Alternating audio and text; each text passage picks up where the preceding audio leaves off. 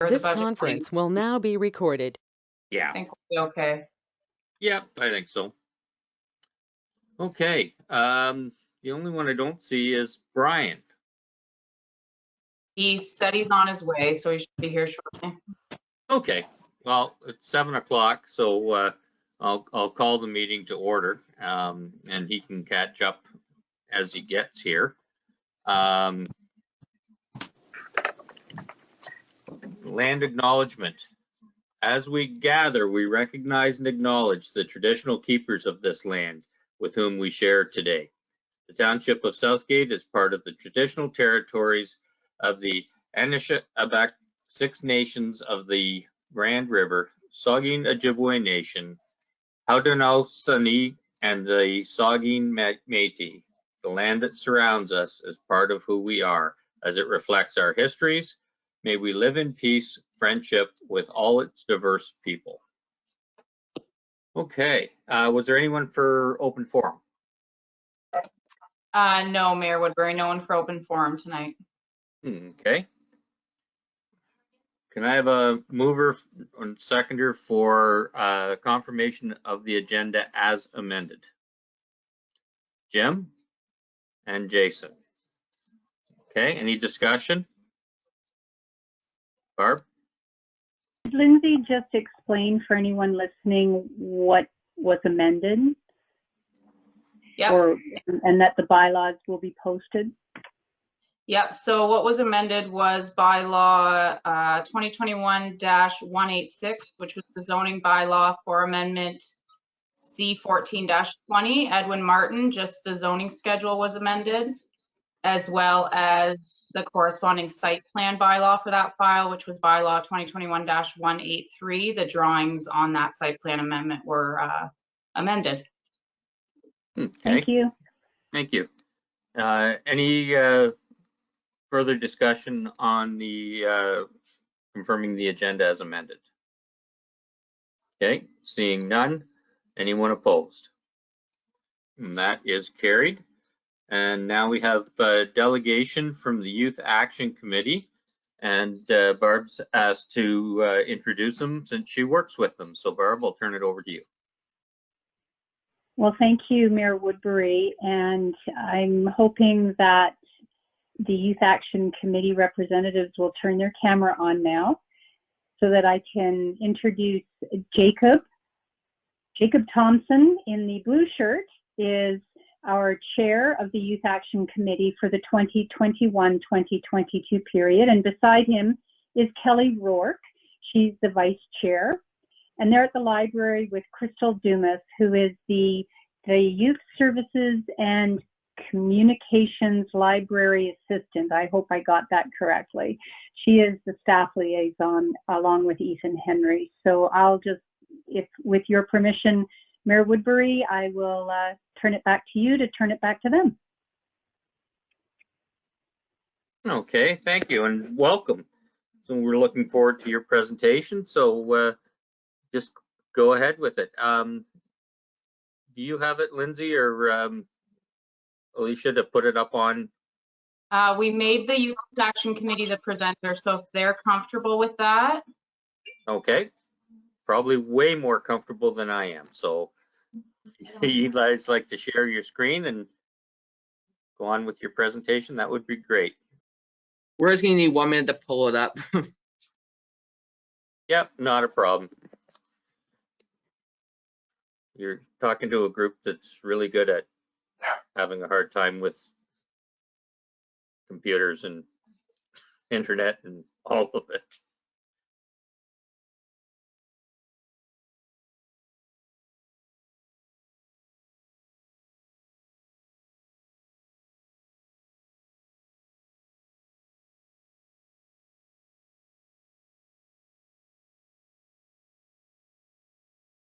How do we share screen?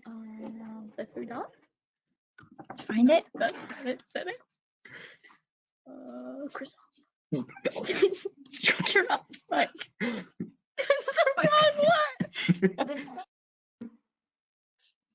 Yeah, that sounds about how it usually goes. John, I don't think we got a mover and seconder for this. We can grab Oh, that okay. while we're waiting. Yep, could we have a mover and seconder for putting this on the floor?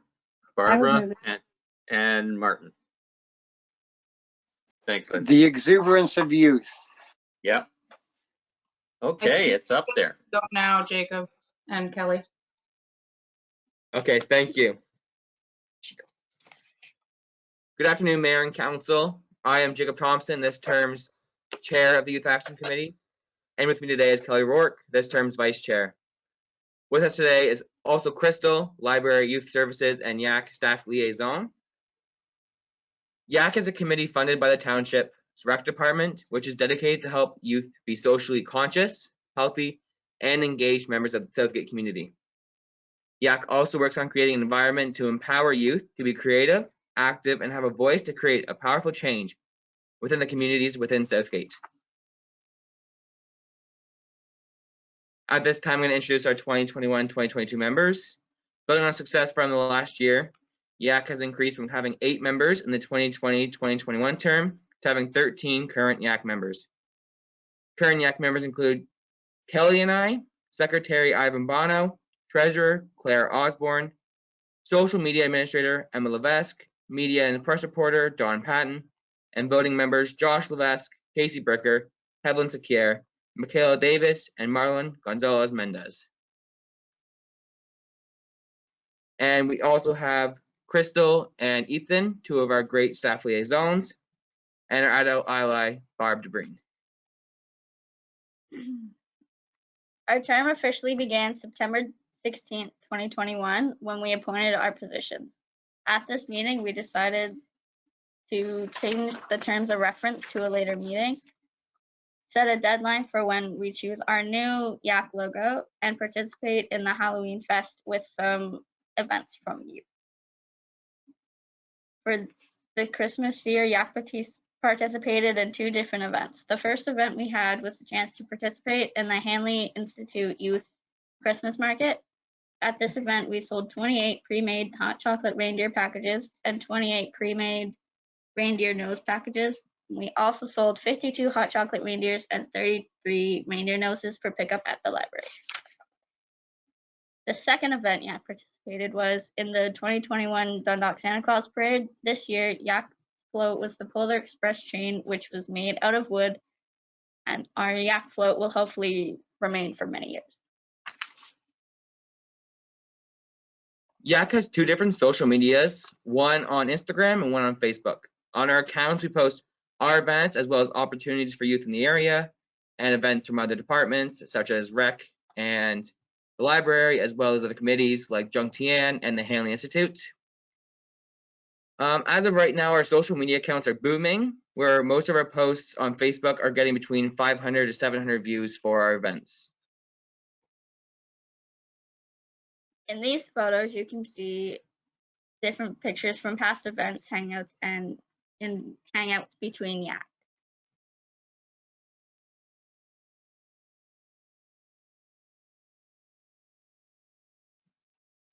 YAC has numerous plans for the future for Southgate and our committee, which we'll talk about in our next few slides. YAC is well known for its International Youth Day, and it is the most popular event. YAC wants to improve our International Youth Day for this year by moving it from our normal colored course and adding some few more fun obstacles and attractions, including an archery, dodgeball, or zorb soccer, or even indoor laser tag.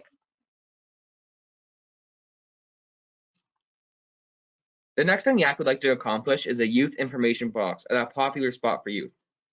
In this box, it would not only be YAC stuff inside, as we would like to have the library, recreation, Jung Tian, community initiatives, and the Hanley Institute access to it so they can post their events and upcoming opportunities for youth in the area. The third thing YAC would like to accomplish in this increase is movies in the parks. Youth in our area seem to really enjoy these movie nights, so YAC would like to continue doing them for just a fun and easy thing to do throughout the year. The last thing YAC would like to accomplish this term is workshops for youth, where we'd like to bring professionals in a certain field to teach a small course for a small or no fee for youth.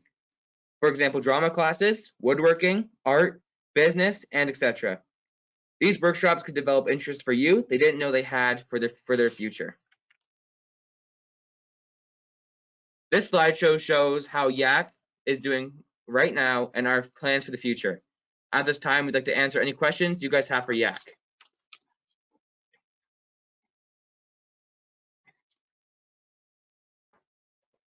That's great. Excuse me. Thank you. A great presentation. We really appreciate the work that you do. Are there any questions from council or comments? Martin.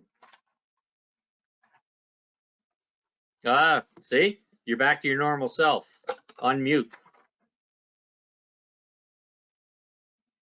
Well, thank you, John, for pointing that out. But yeah, I am. You guys do a lot, and it's so good to see you getting back in your meetings. And that was my first comment, to see that there are youth in the community that want to actually go through the proper channels to make change, and you guys are doing that. One thing I would ask is, when you're doing all these, when you want to do these fundraising things and things that you want to do, I am going to ask this as a selfish way. What are your protocols for COVID when you come to meeting or doing things like that? Or are you at that point yet? Because you can do the outreach video, but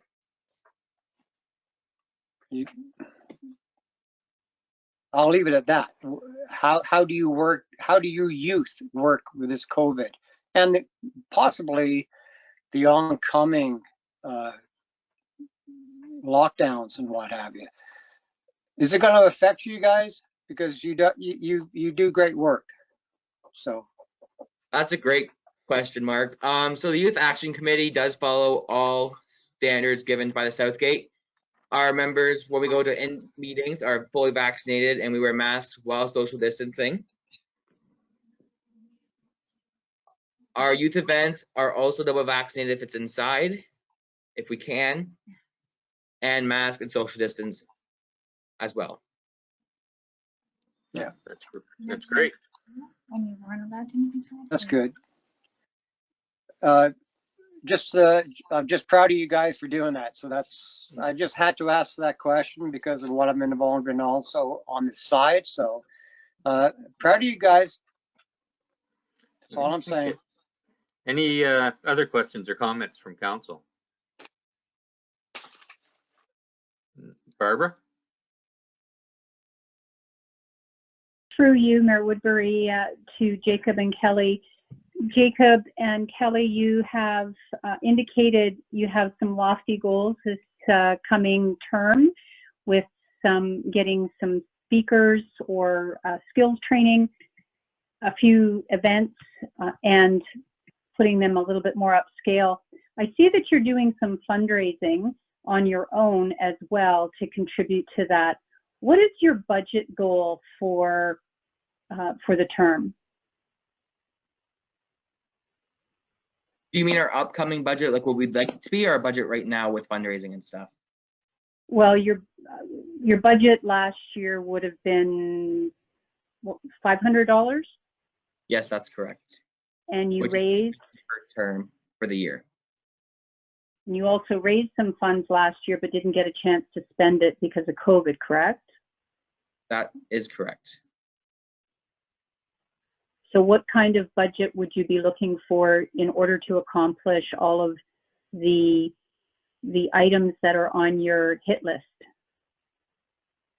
So our items on our hit list would vary on prices. We haven't went into depth about bringing in speakers and stuff as like a vary per field.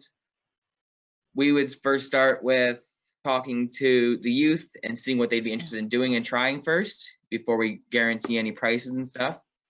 And then we work towards fundraising, more for events, and small fees for the events. Okay. Thank you. Great, thank you. Anyone else? Not seeing anything? So again, thank you very much for your presentation. And yeah, what you're doing definitely improves our community and is something to look up to. So thank you very much. Our staff liaison would like to say something if that is okay. Yeah. Hey, everybody. Hi. I just want to speak up for these guys a little bit because I know they don't always, it's not easy for them to speak for themselves. Yeah. So you guys are awesome. But from what I've seen, just from interacting with youth in the library and the community, there's a lot of new youth coming in. And the thing I hear the most is, what are they going to do? They don't know what to do. They're coming from places that have lots of activities to Dundalk that has less. Now, we do have lots of things to offer them, but they don't always know how to find out about them. That's kind of where the Youth Action Committee can come in. They can kind of be the in-between for organizations. They can put on these youth activities and meet youth in ways that adults can't. They interact. 4 of our members currently for YAC are people who are newer to the community, who have moved here the past couple of years. There's some who have joined YAC because they came to movie night and they said, hey, this is great that you do this. How can I be involved?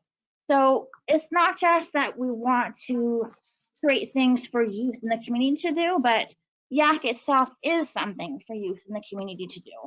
And I just want to say, you know, that's pretty important. Just for the new youth moving in who don't know how to meet people or how to find things to do. So I think they've been doing an awesome job, and YAC meetings in general are so good for the kids. So I fully support everything that they're trying to do. I think the youth information board would be, we had talked about the possibility of trying to get it up near the park, just because there's a lot of youth there who use the basketball courts, the skate park, youth that we don't see in other venues like the library or the rec. So that in itself would be, I mean, we're looking at wood frames and plexiglass. That's beyond YAC's budget. So that's kind of why they're thinking outside the box. How can they kind of make these things happen? And that's kind of why they're here tonight. And I kind of mumbled through that. Yeah. So, well, thanks for all you're doing with them as well. And you guys did really well with your presentation and all of it. So yeah, don't be intimidated about coming to council and saying what you're thinking, because you've done a great job, and this is where we like to hear those things. So, Barbara.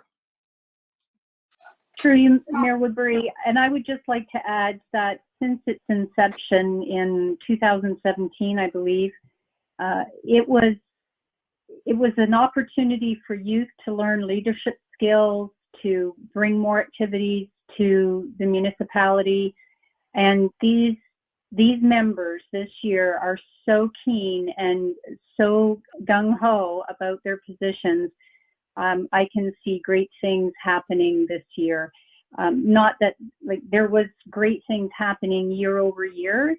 It teaches the youth meeting protocol, the positions they have responsibilities for, minute taking, how to run a meeting, and they're just learning to work together as well. So like Crystal said, the Youth Action Committee is an activity in of itself.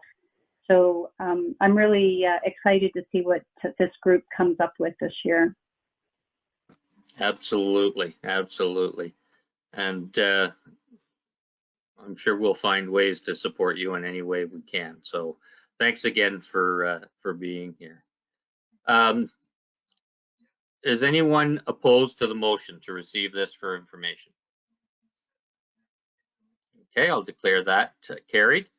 And so now, thanks guys, and we're going to move on to the next thing. It's the adoption of minutes for the December 1st and December 8th council meeting and special council meeting. I need a mover and seconder. Brian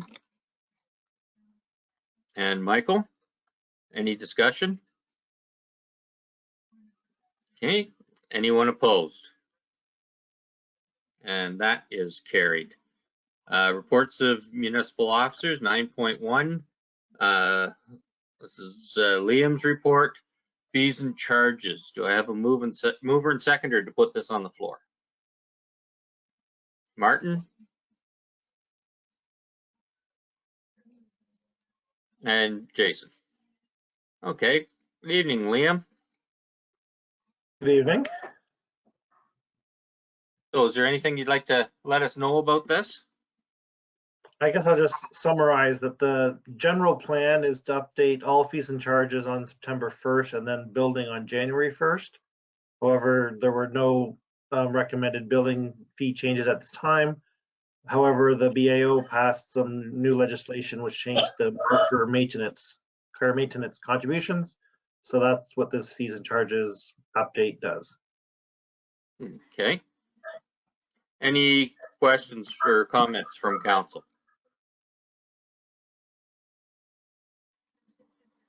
Okay. Martin? You're on mute. I'm going to keep that on. Hi, Liam. How are you this evening? Not too bad. Yeah, I looked through the amendment, there was all the rates seem to apply, and this is done by the Ontario government. We have no choice on this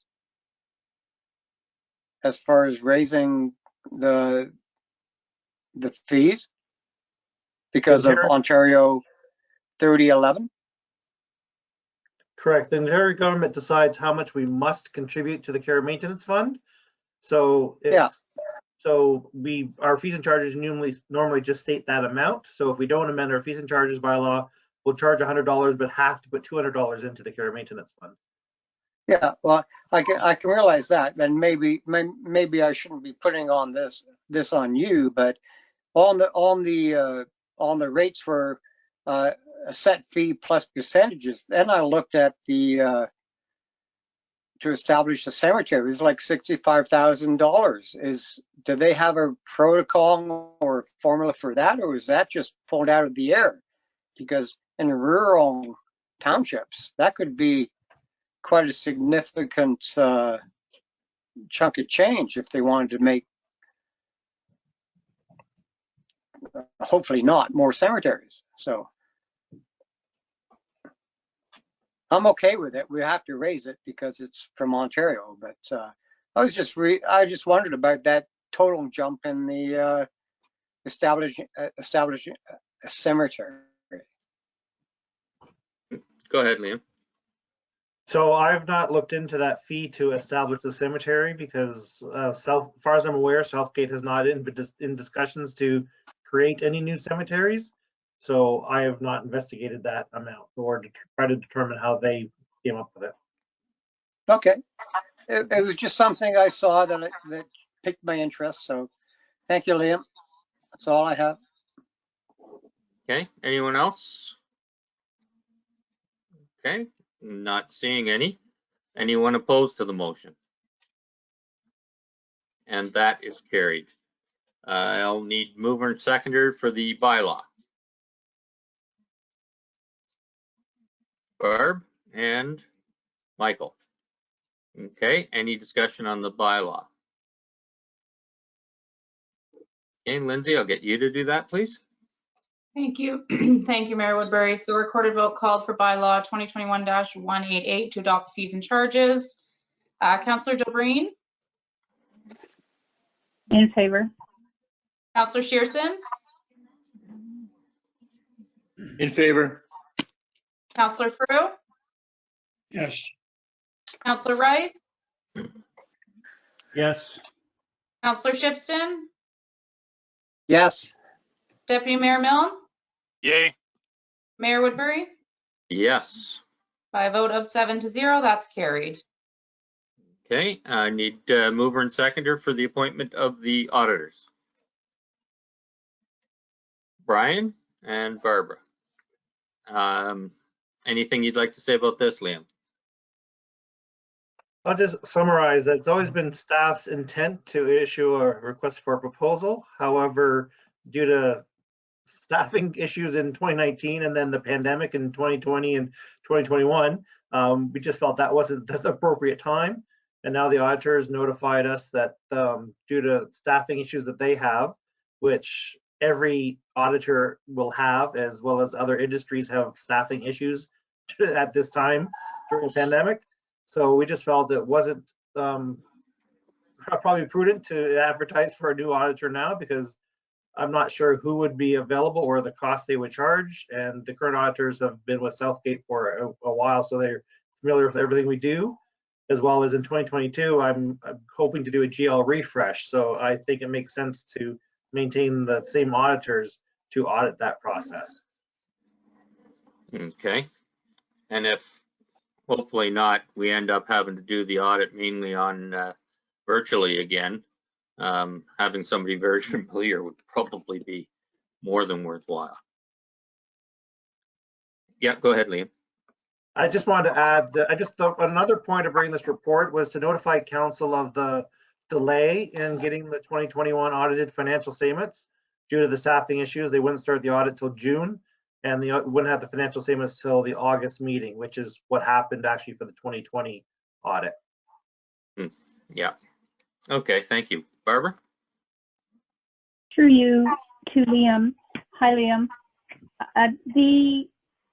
The RFP for the appointment of an auditor, would we necessarily go through that process next year regardless? I'm in favor of keeping the auditor as we've had it. They've served us well, and certainly they may want to bid on that RFP as well, and it may end up being that that's who we choose going forward. But is it your plan then to, we will retain BDO for 2022, but go to the RFP process for appointment in 2023? Go ahead, Liam. Yes, that's my intent. My intent is to have the RFP completely developed, ready to go. So at whatever time's appropriate in early 2023 to release it. My opinion is that it should be released sort of after the auditors are finished the audit, that sort of time frame. So I'm not quite sure how the pandemic is going to go, but that is my intent. So it could go out as early as the fall or the new term of council. No, right now I'm recommending to appoint the auditors for 2021 and 2022. So Yes. that would mean Okay. Oh, a year into new council's term that the RFP will go out. okay. Thank you so much. Okay. Anyone else questions or comments? Martin? Thank you, John. Brian? Again, Liam, I'm not muted now. No. No, surprising. With the pushed forward June 6th deadline for them, does that cause a problem with your staff and you for the information needed, or is it just a case of you just keep doing what you're doing and then we'll give it to them and they do what they do? Because they were quite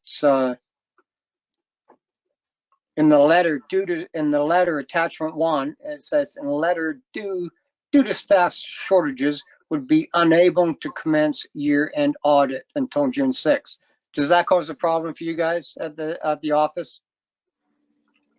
Go ahead, Liam. No, it's I'm trying to look at it as a blessing in disguise. That gives staff more time to make sure that everything is completely done. All T's are crossed, I's are dotted. So when they come in June 6th, like everything will be in a perfect world, perfect. So therefore, it shouldn't delay the financial statements any further. Okay, that's great. And if you do have on that information when you have everything done for the 2023, everything would be good for an RFP then. So that sounds great. Thank you. Okay. Thanks. Brian? Thank you, John. Not to put too much of a point on it, but if we've never gone out to RFP for an auditor, how do we know if BDO is serving us well. I mean, I have no idea. I don't suppose they've done anything wrong. Well, I know they haven't done anything wrong. And they've always audited our books in a timely fashion in the past. But given the state of the markets these days, I would suggest we go to RFP sooner rather than later.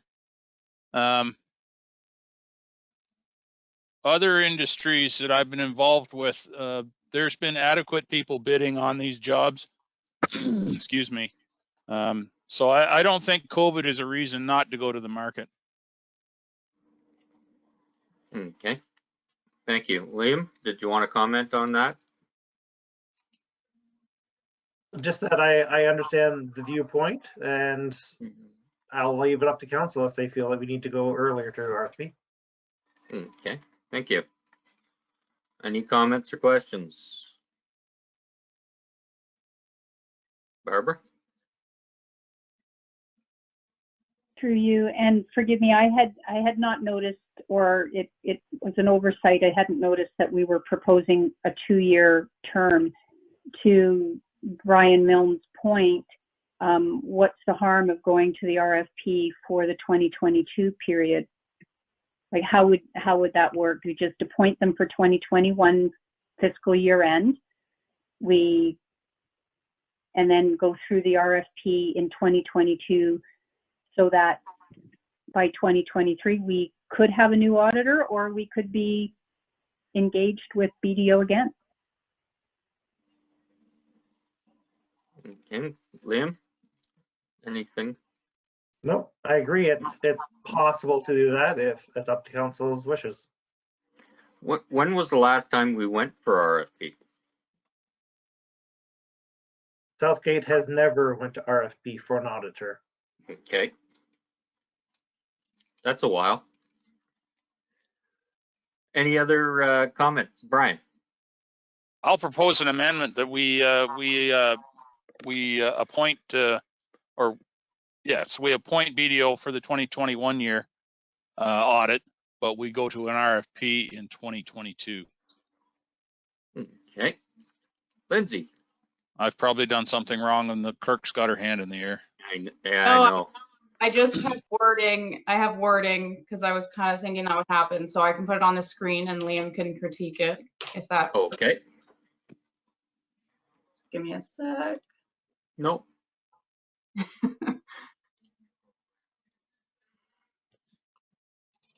Okay, those are really little words. There they go.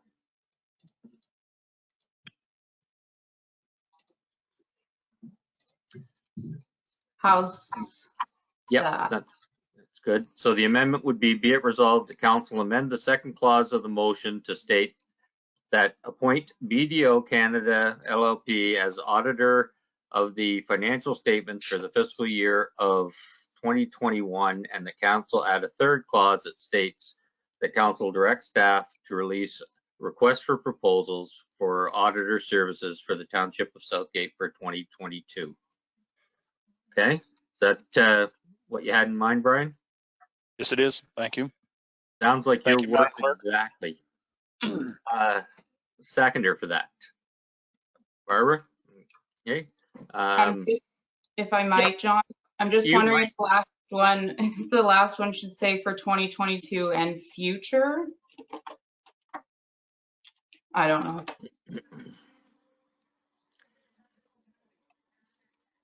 I guess that'll be up to. If I could, Mr. Mayor. Sure. Yeah. I would say that we release an RFP in 2022 for future services. Yeah. That leaves it. Future auditor services. Yes, something like that.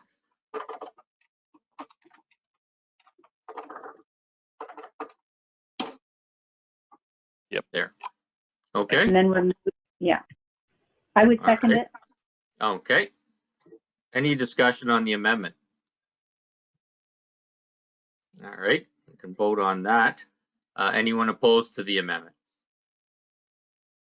Seeing none, that is carried. So now we're back to the original motion as amended. Any further discussion on that? Okay, not seeing any. Anyone opposed to the amended motion? And that is carried. Okay, thank you. Thanks, Liam. And I noticed before I got caught here that I guess I must have been too happy to go to the youth presentation. I didn't ask if there was any declarations of pecuniary interest. And I have declarations on 9.4.1 and 0.2, the Southeast Gray Community Health Center stuff, because I'm a director on their board. So I don't know if anyone else does, but if you do, you can declare now or at any time and send the paperwork to Lindsay. Okay. All right. And speaking of Lindsay, we have hers up now, 9.2.1, to council meeting calendar approval. Do I have a mover and seconder to put that on the floor? Michael and Martin. Okay. Lindsay, did you want to add anything about that? Thank you, Mayor Woodbury. I don't think so. The calendar's there. The main change was the night meetings. Obviously, we voted on that at the last meeting, I believe it was, to change the time of the night meetings from 7 to 6. So that's reflected. It's an election year, so the committees kind of stop a little earlier than normal, and we do have dates on there for council-elect training and budget dates at November, beginning of December, and that sort of thing. So I guess I'll just take questions, but other than that, the committees and council all follows the same schedule it always has. Okay, sounds fair. Let's see if there are any questions. Barbara. Through you to Lindsay. Hi. I know we had a couple of conversations. Since the inaugural can now be as early as, I believe, November 15th. Correct. Yeah. Why would we not hold it on November 15th? And we could still have council training, but we would also then be able to have a council meeting, we being the new term of council, whatever that composition makes up, the new term of council. And then, because I noticed that we have our last meeting October 5th, and you're proposing that there'd be budget meetings in November, but no actual business of the township, normal council meetings. Is Correct. there a reason for that, or? I think the idea of moving up the inauguration was so that there was less time between councils. For sure. Yeah, no, there wasn't. I just kind of picked that date. I bounced the dates off Liam for the budget stuff, and we kind of settled on this, and we wanted the council trainings to be the week ahead of the inaugural. I kind of followed the schedule in 2018. It was quite similar to this, for the training and stuff. Obviously, inaugural wasn't until the first Monday of December back in 2018, but I guess there's not really a real reason why. I just kind of followed the same schedule that we had in 2018, and this is kind of where it landed. We could have done the inaugural on the 15th. There's no rule to have it that day. You can do it within 30 days of the date. So I just thought keeping it on a Monday as in past would work, but I'm up for, if council has other ideas, that's fine too. But just in discussions with Liam on the budget stuff, we think we can make this work. Follow up? Yep. So in the past, we've had these committee of the wholes. There's also been staff reports on the council meeting. Since the new council will be inaugurated, that if there was an urgent item, it could be added to those special meetings as well, correct?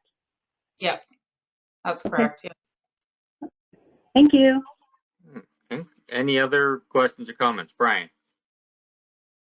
We changed to January 19th to a 6 p.m. start. Yeah, Or is I'm fine. is there a reason? Is there a reason why it's 9 a.m.? Normally No, the third. Sorry, go ahead. Well, I was going to say normally the third, or what would be the second meeting of the month, would be at 6 p.m. Right? Yeah, it would. And we kind of, the last couple of years, since we only have been doing one meeting in January the last couple of years because of agenda timing and the holiday timing, we have been doing that one at 9 a.m., but you are correct. It would technically be the second meeting of the month. So I have no problem with that being at 6 p.m. if we want to do an amendment for that. Dave? Yeah, I think the only thing we thought there is the distance between this meeting and the next meeting. It could be a fairly lengthy agenda that could be dealt with at a day meeting more appropriately. Yeah, there's that. Yeah. Well, I guess the 5th is available as well, if there's that much business to conduct. So with the problem with the 5th is agenda timelines where our office is closed on the time that the agenda would have to go out for that. Is the problem with that. Okay, so go ahead, Brian. Well, maybe the 12th. I mean, if there's that much business to conduct, maybe we need to have a council meeting on the 12th, do we?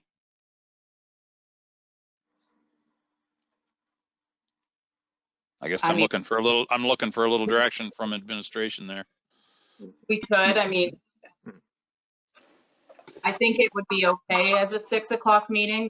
We did move them up an hour, so that should hopefully help. So I'm okay with 6 o'clock, but I can see Dave's point about there being a lot of business following the break. I'm sure it will be a big agenda, but. Well, Brian, I think you were starting to move a motion or an amendment.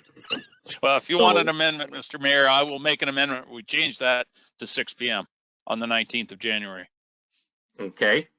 And anything about a day meeting before? No, I don't think so. Okay. Well, if there is a lot of stuff. Not right now, anyway. Yeah, if there is a lot of stuff, I can always call a meeting. So I think that's a rule. So that's Brian's amendment. Do we have a seconder for that?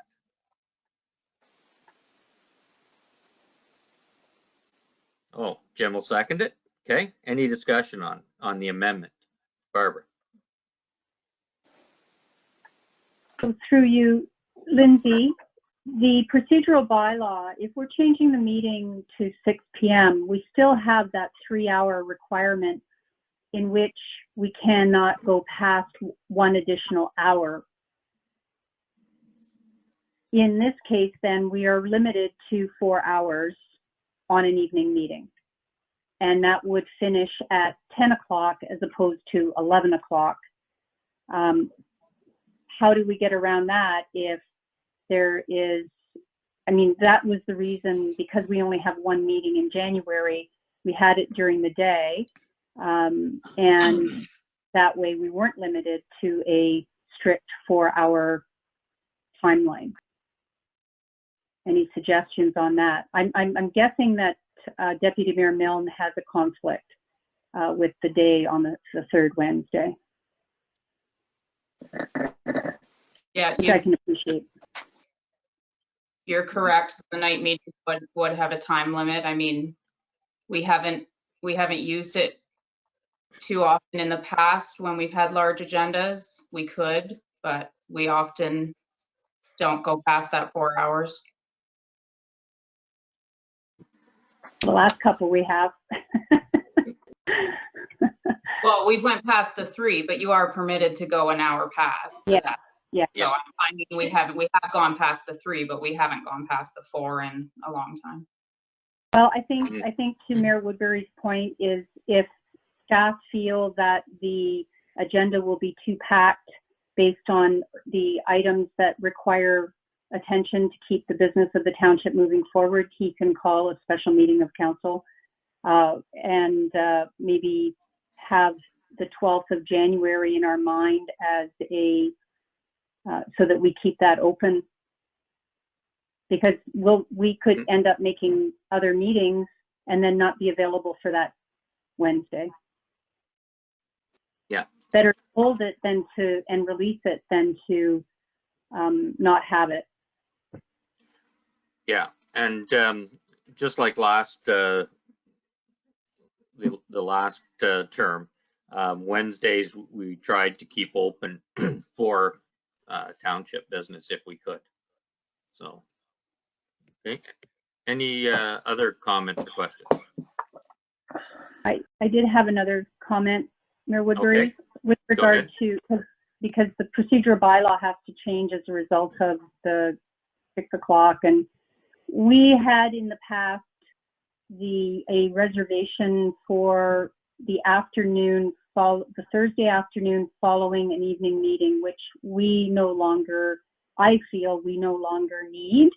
And I'm just putting it there for the clerk perhaps wants to consider we could remove that, because if it's in the procedural bylaw, then it could be used.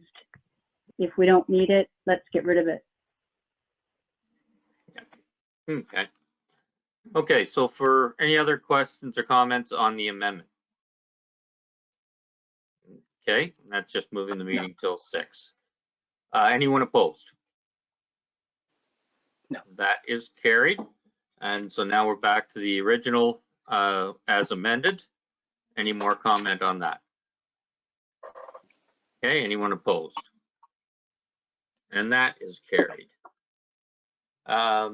Next is 9.2.2 Municipal Elections Voting Services Contract. You look for putting words together that I have a hard time saying sometimes. That was a good one. Yep. Yep.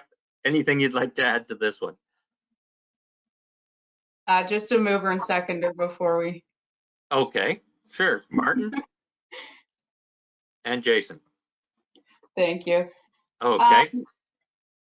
Not really, honestly, a whole lot to add to this. We had one company submit, Untitled Canada Incorporated. I've been hearing from the other clerks in the county that it was pretty tough this year. Some municipalities didn't get anyone submit, unfortunately. So, but I also wanted to add to that, it's not that I'm just, oh, we're stuck with them. I don't want it to be perceived as that. I did do a webinar. I did 2 webinars with them, and I was really hoping they would submit as well. So I was excited that they did. I still did the evaluation, even though we didn't have anyone else to kind of evaluate it against, but I still did the evaluation and just putting it forward for approval. Okay, great. Thanks. Any questions or comments? Barbara, and then Martin. Just curious, what are the other municipalities going to do if they haven't got a service provider? I am not sure, to be honest. I feel for them. Yeah. It's gonna, Yeah, they're gonna scramble. They'll have to change if they voted to go, whatever their method is, they'll have to change that, I guess. Yeah, Martin?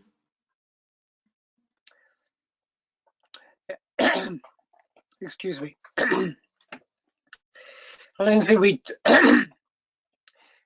talked about this. One of my 3 questions to you today. First off, thank you for answering the phone and emails on a really good, quick time. And I did ask a question. You answered it. My voice is coming back now. Thank goodness. But when I asked you the question about the contract amount plus GST or HST was 24,000, and I asked a question, and I wasn't going to bring it up, but I thought, being a public forum, ratepayers might like to know 10,000 every year for 4 years. Where does the excess go when it's only 24,000? And I don't mean to put you on the spot, but I think this is a question that has to be asked for the public forum. And Sure. you did answer my question, and I knew the answer, but budget time, we need to know. So. Yeah, absolutely. So. Thank you. Yeah, no problem, Councillor Shipston. So basically, you're wondering if we're spending this, what happens to the rest of the 40,000, because we put away 10,000 each year to the election reserve. So this isn't the only expense for the election. So just a couple meetings ago, we approved the data fix voter view, which was just under 7,000. So that will go to that.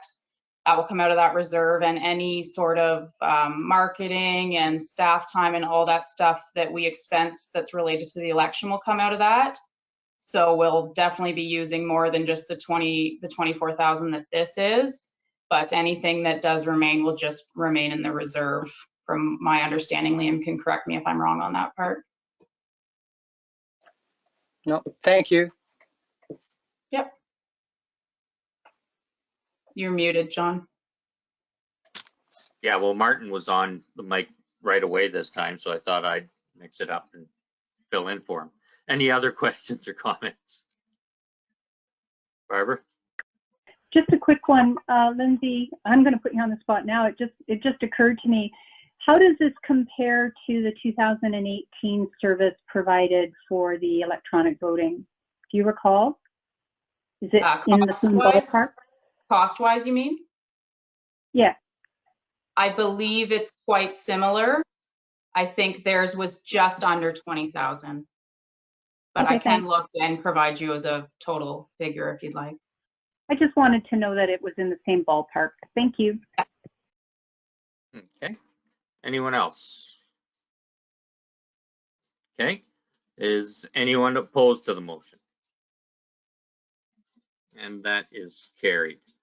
Next is to support Simcoe County Resolution re the annual emergency management exercise. Do I have a mover and second for that?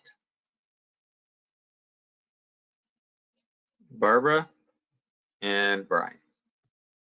Okay, Lindsay, anything you wanted to add? Was there anything you wanted to add to that? Not a whole lot. Our fire chief, Derek, and I were the CMC, so we're quite passionate about this. So we wanted to bring it forward to council for support. So basically, during COVID, the first year, they exempt us from the annual requirement. Each year you have to provide, or you have to do an exercise to be compliant. And we were exempt from that during COVID because of, obviously, we were all under declared emergencies. But now they basically said there's no exemptions anymore, you have to do it. And that's even if something else happens, and if your municipality, say, had a tornado or something like that, it doesn't matter, you still have to do it. So we think it's kind of silly to make a control group do an emergency exercise on top of an already declared emergency that year. So we're just supportive of this and bringing it forward to council for support. Okay. Any comments or questions? Martin. Just a comment. I read this and I said to myself, why is this coming on our plate? You know, the township staff and everybody has proven themselves over the last 2 years, and there's all kinds of things in place already. Even if you go back to the Health and Safety Act. So for them to want to keep asking this to rural municipalities, you know, like, why? And so I'm fully in support of this resolution. Like, we don't need to do it. The staff in the township has proven we can act, and the fire chief and the volunteer fire department, they know what they're doing and they do it every day. This is totally redundancy, and I find it quite laughable when the provincial government wants to stop redundancy. So I'm more in favor of this than you think I would be. So kudos. Okay. Lindsay. Thank you, Councillor Shipston. And I just want to point out too, like, if I do think that the emergency exercise is a valid thing for municipalities to do. We actually just did ours actually this week, and it proves to, you know, be very helpful for the emergency committees. This is just, it will exempt you if you have a declared emergency that year, because you've obviously learned more during that declared emergency than you would at a training. So I do think the trainings are valuable, but if you have a declared emergency that year, we don't think it's necessary. So that's kind of the point here. Mm-hmm. Yep. Just to follow up. Okay. Before Barb. and that's my point. We do this every year, it's health and safety and what have you, and fire drills and stuff. And the pandemic just shows what the township can do. So again, I'm fully behind this resolution, like stop the redundancy. So. Yeah. Okay, Barbara? For you, have we lifted the declared emergency? No. No, I didn't think so. And I understand the exercise is, necessary, being in a declared emergency, the same declared emergency for 2 years is a little different than having to respond to a tornado that takes out an entire town or an explosion. So I can understand the need for the annual exercises, but I can support this resolution that you're passionate about. So thank you. Thanks. Any other questions or comments? Okay. Seeing none. Anyone opposed to this motion? And that is carried. And thank you, Lindsay, for your reports. Next up, we have Jim and report 9.3.1, and that's the special public event and road closure. Hi, Jim. I just got to get mover and seconder before Lindsay tells me to get a mover and seconder. And Jim and Brian. So welcome, Jim, and anything you'd like to add? Good evening, good people. We're just bringing this forward as the annual events that happen. Most of them know the protocols they need to follow, but having some new people around and inquiring about some events they may hold or whatever, this just gives some guidance to what else they may require and have to look into, and just bringing more policy into context so they have a guideline. So. Okay, thank you. Any questions or comments? Brian. So Jim, this policy would only apply if it was to take place on township property, correct? Or if they wish to close a road for an event. There was a request this summer to close a road that was unassumed by us at the time. But yeah, those type of parameters, municipal property, yes. Right, so it wouldn't necessarily apply to something like the former Holstein Rodeo in its entirety.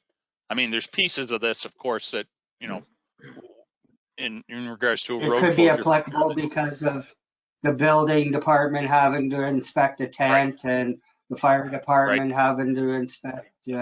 There's moving pieces to it. Right. Yep. No, I get it. That's good. Thank you, Jim. Okay. Anyone else with questions? Martin? Thank you, John. Hey, Jim, how are you tonight? Looking through this, you mentioned the unassumed roads. With this bylaw, where does the liability and insurance come into letting people hold this? Because I read that, and forgive me if I didn't read any insurance or liability on the township's part in what your report and the bylaw was. So go ahead, Jim. For events that are wanting to be held that are nonprofit, they'll have to provide the township with proof of insurance. We do provide a rider for some events that are covered under the municipal type umbrella that we can get them in, but they will have to provide proof of insurance. Okay. If not covered. Okay. So it's with a follow-up, it's on the person wanting to do this to ask that then. Do you think maybe that should be in the bylaw? I know it's getting too complicated, but. It's in the application form. Oh, the application. Okay. Yep. Thank you. You corrected me. Thank you very much, Jim. Okay. That's it. Thanks. Yep. Anyone else? Okay. Seeing none, is anyone opposed to this? And that is passed. Next, I need a mover and seconder for the bylaw.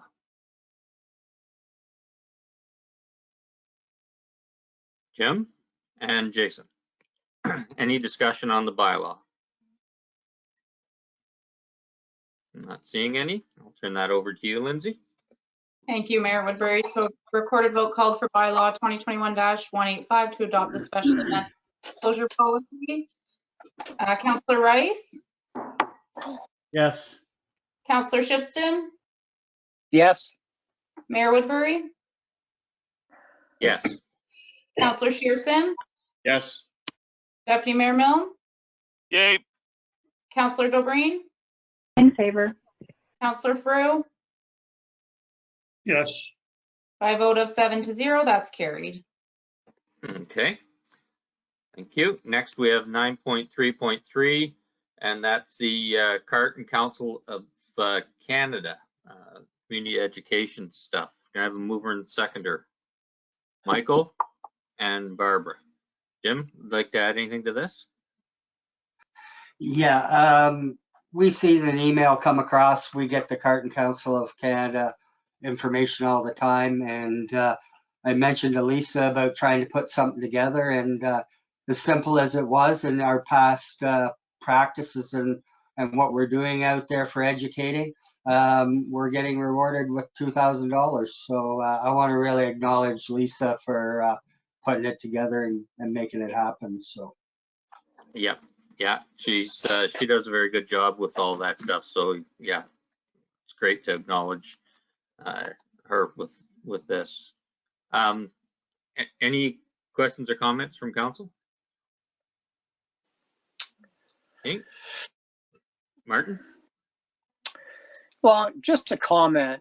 Probably 3 or 4 years ago now, I had the pleasure of doing something for the library, like a 10-minute thing, what you did.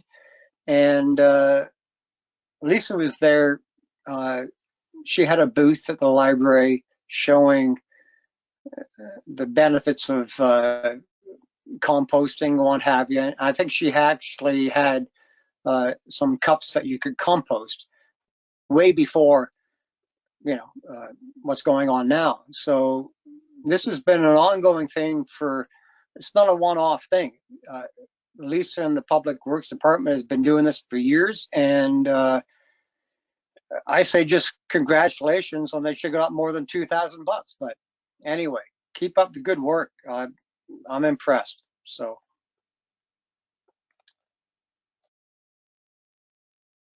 Thank you. Go ahead, Jim. Just to comment on Councillor Shipton's remarks there, thanks. I think the cups you're referring to were the fog, what they were called a fog cup, and that was to retain your bacon grease and fats, and that can then be composted. So that was kind of just elaborating more on those cups. Thank you. Mm-hmm. Yep. Well, I'm not seeing any more hands up, so I'll call the question. Anyone opposed? And that is carried. So thank you, Jim. And next is Dave's report, and I've got a conflict on the first 2 items, so I'm going to turn the chair over to Brian, and I'll see you when you're done.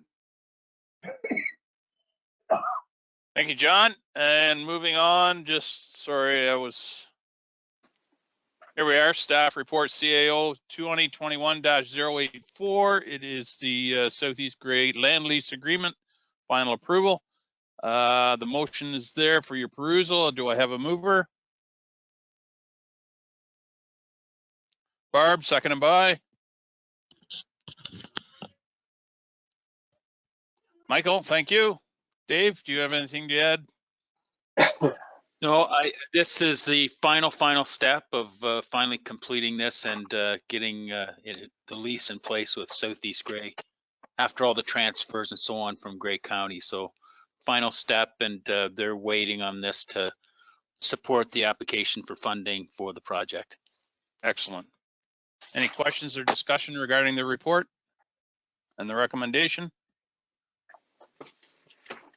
Not seeing. Martin? Yeah, it's so good to see this on the go. In the letter of approval from the insurance company, though, if you can illuminate us there, Dave, it states limits and coverage requested are adequate. Is it good enough for the insurance to be adequate? Like, what is that in the policy just to say it's adequate? This is a new building and it's, you know, I know there's money involved too, but just curious what, because adequate to me Well, is, it's okay. So, Dave? Yeah. I mean, as far as I think it's just a term that they use in the industry that it's adequate for the coverage limits that for that type of agreement and risk. Where if it wasn't adequate, they'd recommend higher levels. So okay.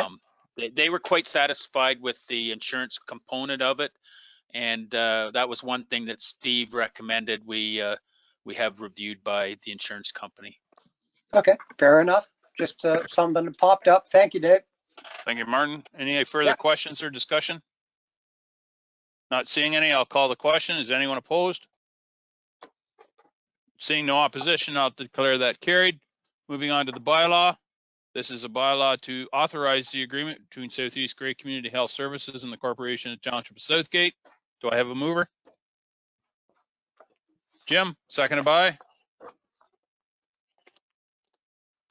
Martin, thank you. Anything to add, Dave? No. Regarding the bylaw? No. Okay, any questions, discussion? Barb, I saw your hand up. Yes, thanks. I did send a couple of items, and I'm just hopeful that they'll get incorporated, a typo here. And a question with regard to Schedule B, where it talks about practitioner, and then it refers to professional. Should that not be consistent? I have no idea. Those were terms advanced by Southeast Grey. So I take practitioners, are licensed. Right. Professionals, maybe dietitians that have certifications through their college or whatever, but they have a wide range of allied services that they provide. So I think that is terms. And again, I'm just going to reflect that those were terms that advanced by Southeast Grey. Okay. Doesn't really answer my question, but okay. I just see you refer to practitioner and then you refer to professional. I just think that maybe it's just a standard clause, and that's fine. So as long as the typos are corrected, I'm good with the bylaw. Thank you. Very good. Thank you. Any further questions or discussion from council? Not seeing any, I'll ask Lindsay to take the poll. Thank you, Deputy Mayor Milnes. We recorded vote for bylaw 2021-175 for the land lease agreement. Councillor Rice? Yes. Councillor Shipston? Yay. Councillor Shearson? Yes. Mayor Woodbury has declared a conflict of interest. Deputy Mayor Milne? Yay. Councillor Dobreen? In favor. Councillor Frew? Yes.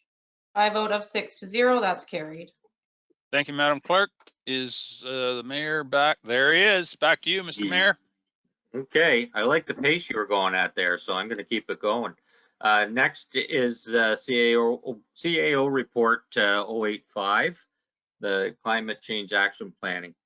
Need a mover and seconder? Martin and Brian? Dave, did you want to add anything to this?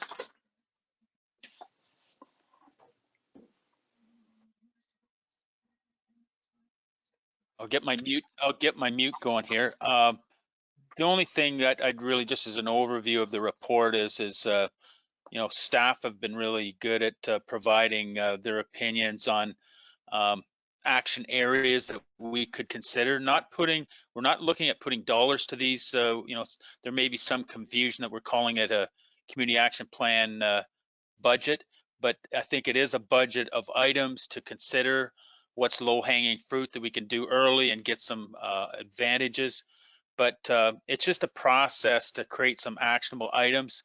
Once we get the true financial budget for the municipality completed in 2022, I think this is a place we'll go and maybe have committee of the whole meetings and actually have some hard discussions on this and advance our not only staff but council knowledge base, and try and create what I would say is a climate change culture going forward, that when we make decisions and incorporate into our staff reports that, you know, yes, this does work with our community action plan, but maybe another addition to our staff reports is it has compliance, or it has a strategy in the climate change plan that that staff report would advance or improve or do something positive to help climate change in our community.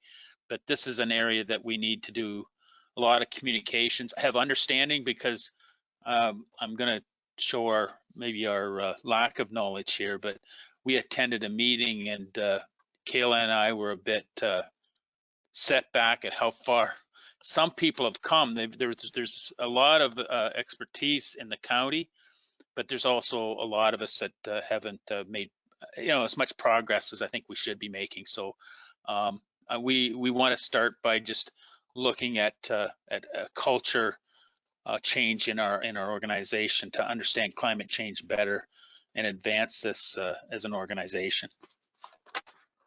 Okay, thank you. And the county climate change committee is moving right along and should be getting more and more information from through the county. Brian.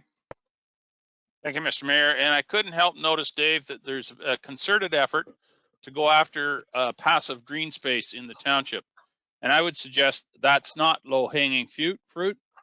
There are lots of opportunities to cut down carbon emissions by purchasing smaller trucks with smaller motors. We don't need 3/4 ton four-wheel drive pickups every time we go to the market.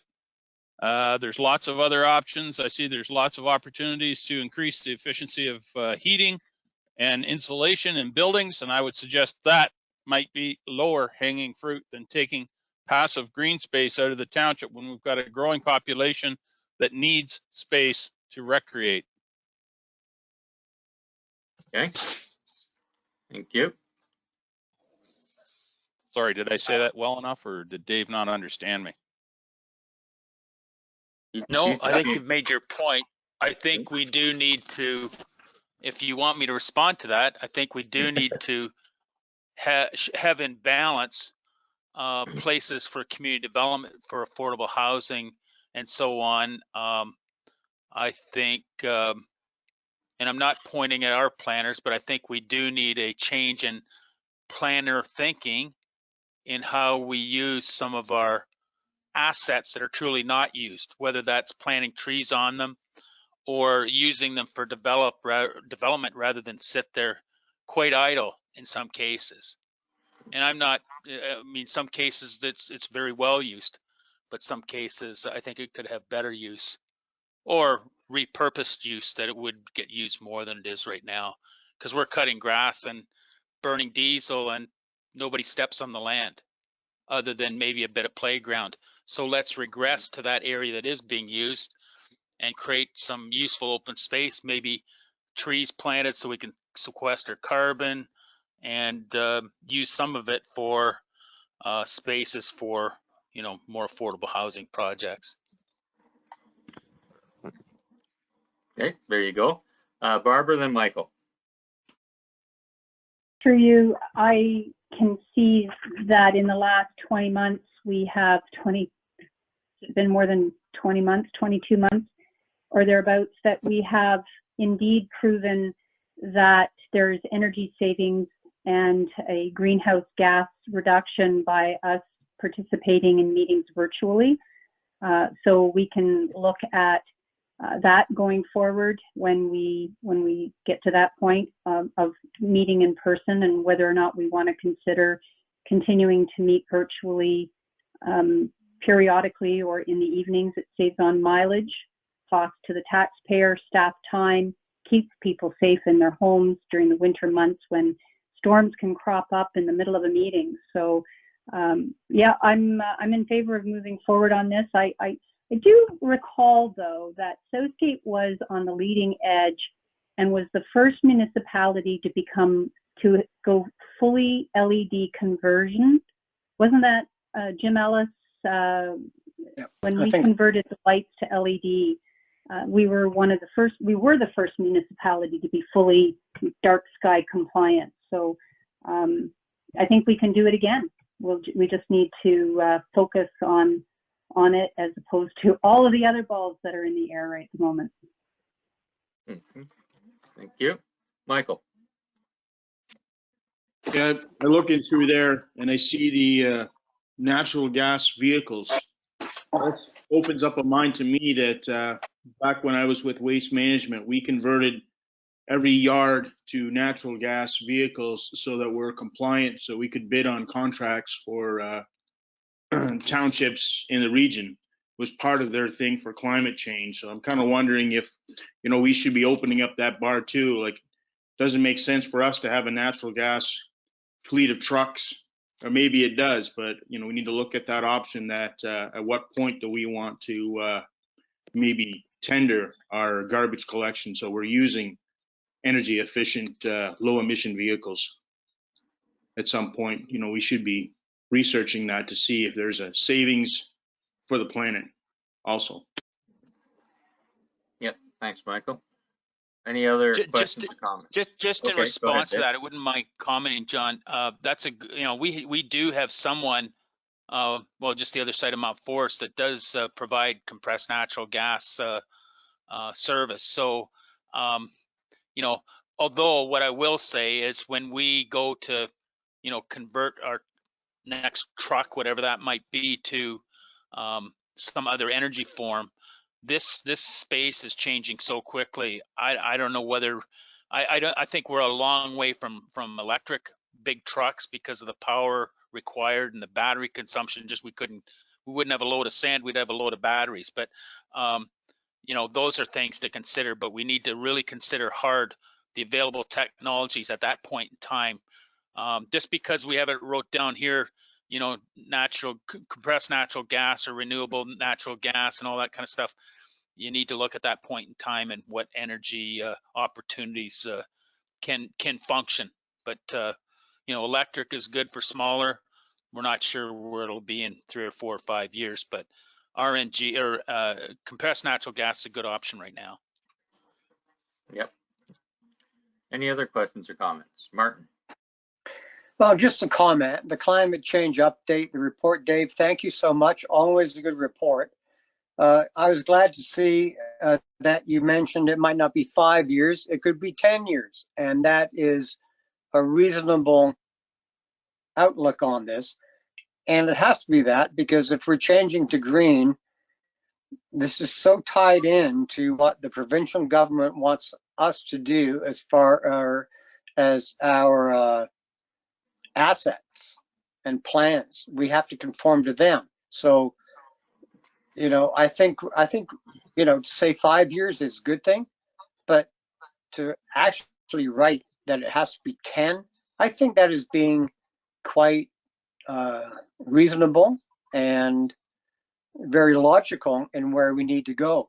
And yeah, some people say climate change is not here, and some people say it's here, we're going to die next year. That doesn't change the fact that we have to really look at our resources and say, this is what we're doing. I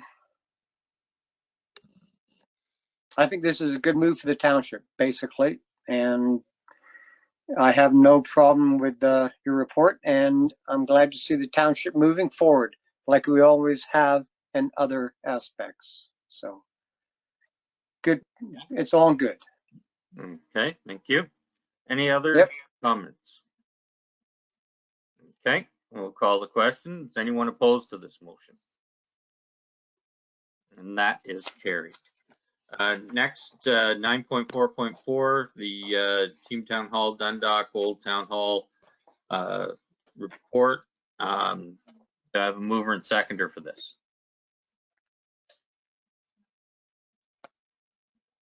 Martin and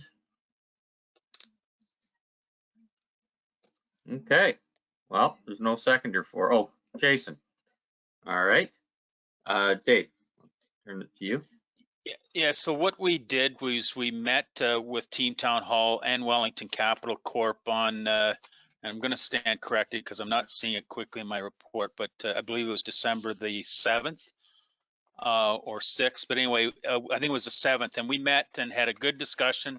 The mayor was there, and Kevin Green and myself and Kayla, and we met with Team Town Hall, two of them, Samantha and Mary, and Ray Stanton. But it was a good meeting. We went over everything in both agreements line by line. I've refreshed those two agreements and provided them back to both parties for comment. I haven't heard anything back. I'm basically reporting this report and the next one just for the purposes of showing where we've gone, and we've got more work to do. But this is just the next step in the process. We're looking for other creative ways to work together on this thing, and so we suggested that Team Town Hall reflect on this, maybe get some pro bono legal advice on the document, and not that just to make sure, because I know Jim Frew brought up the idea of the responsibilities of being a not-for-profit organization, but those are things we're working through to get to hopefully an agreement with Team Town Hall and Southgate, and as well with the purchaser, and hopefully it'll pull all together. Okay, thank you. Any comments or questions? Brian? Thanks, John. I'm really happy to see this coming close. We're down to the short strokes here. And I think Dave and the rest of staff in Team Town Hall and Mr. Stanton at Wellington have all done a really good job. They've leaned into it here, and it's probably not going to be what everybody wants, but everybody's going to get something out of this. And if this is the way to maintain the old town hall and get it back into circulation for the community use, I think this is a win for everybody. There's going to be some good faith dealing, I hope. And that's the only way this is going to work, is if everybody shakes hands and agrees to do what they say they're going to do, because there's really no way to enforce any of this in the broader sense. And I know there's some pushback in the community, but I really believe that if the Team Town Hall really wants this town hall thing to work, then this is the way it's going to have to be, or very close to the way it's going to have to be. And I'm going to be supporting this to at least keep the process going. And Dave, do I understand correctly that once you've got another draft of this, or a more final draft of this, you're going straight to the lawyer? You're not coming back to council? You're going to the lawyer and then coming back to council with a final legal reviewed version. Is that correct?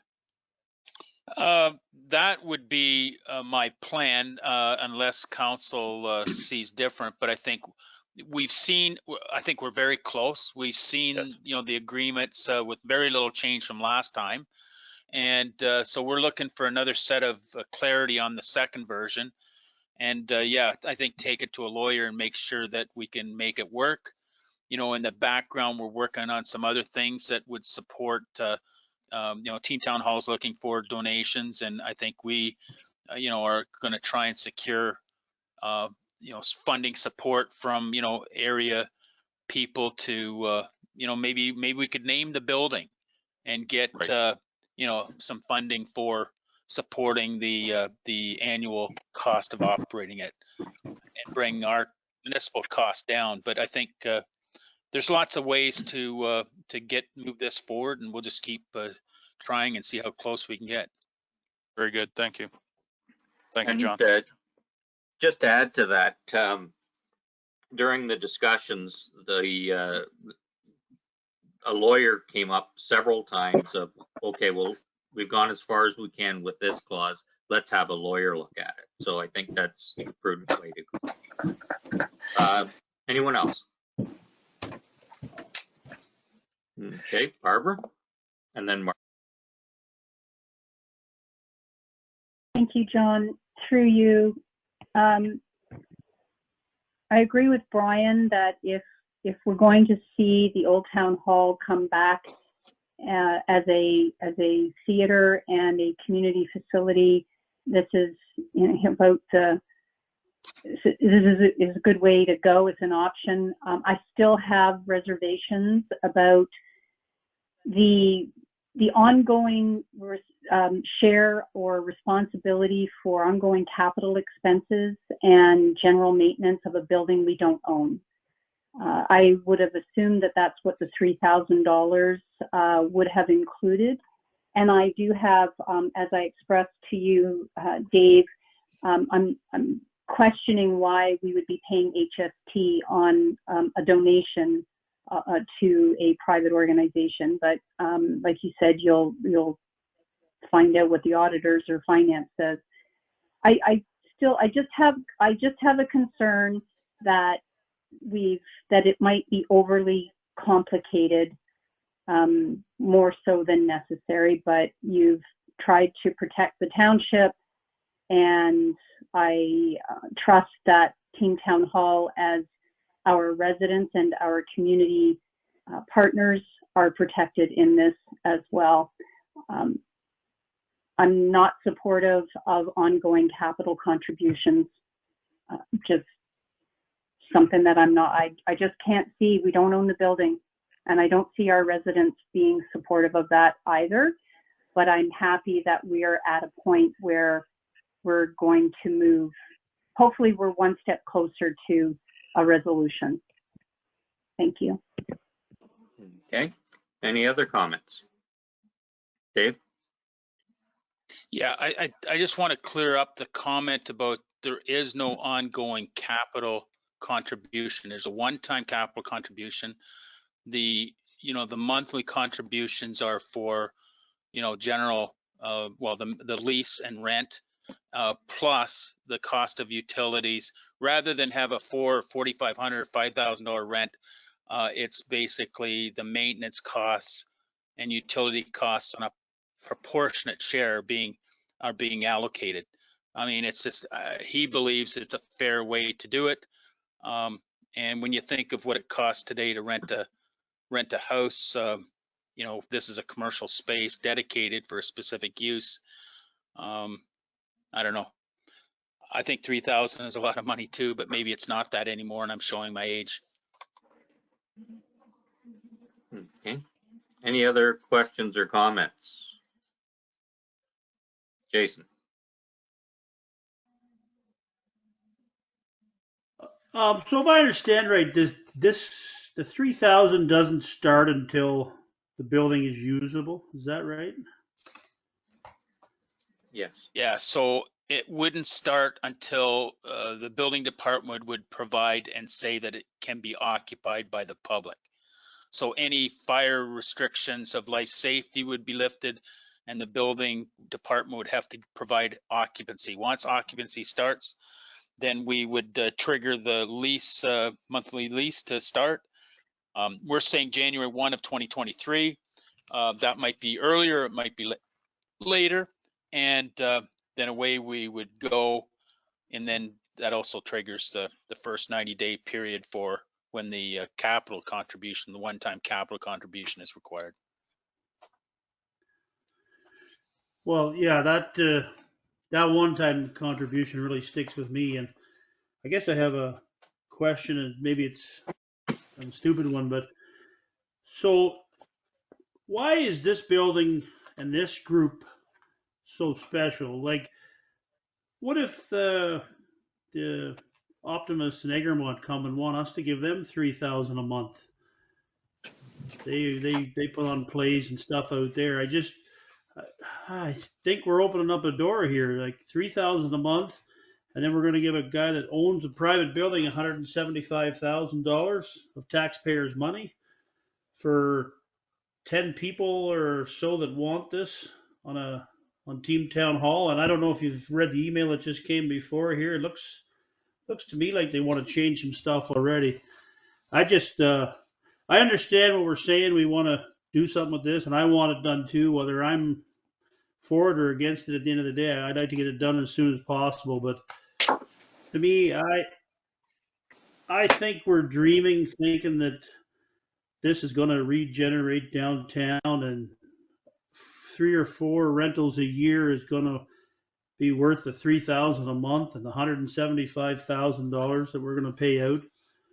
I just don't understand this fella, Wellington Capital, you know, and Team Town Hall. If they're so confident, why don't we just sell it to them for $1,000, and we'll give them a donation like we give other groups of $1,500 or something, or $2,000, and let them go on their merry way and see if it happens, because I can't support it. I've heard a lot about it the last week. I understand what we're trying to do, but I won't be supporting it. And I just like, what's going to happen if why is this group so special and the town hall so special to get this kind of funding is what I can't understand. I don't know who can answer that, or if anybody can, but.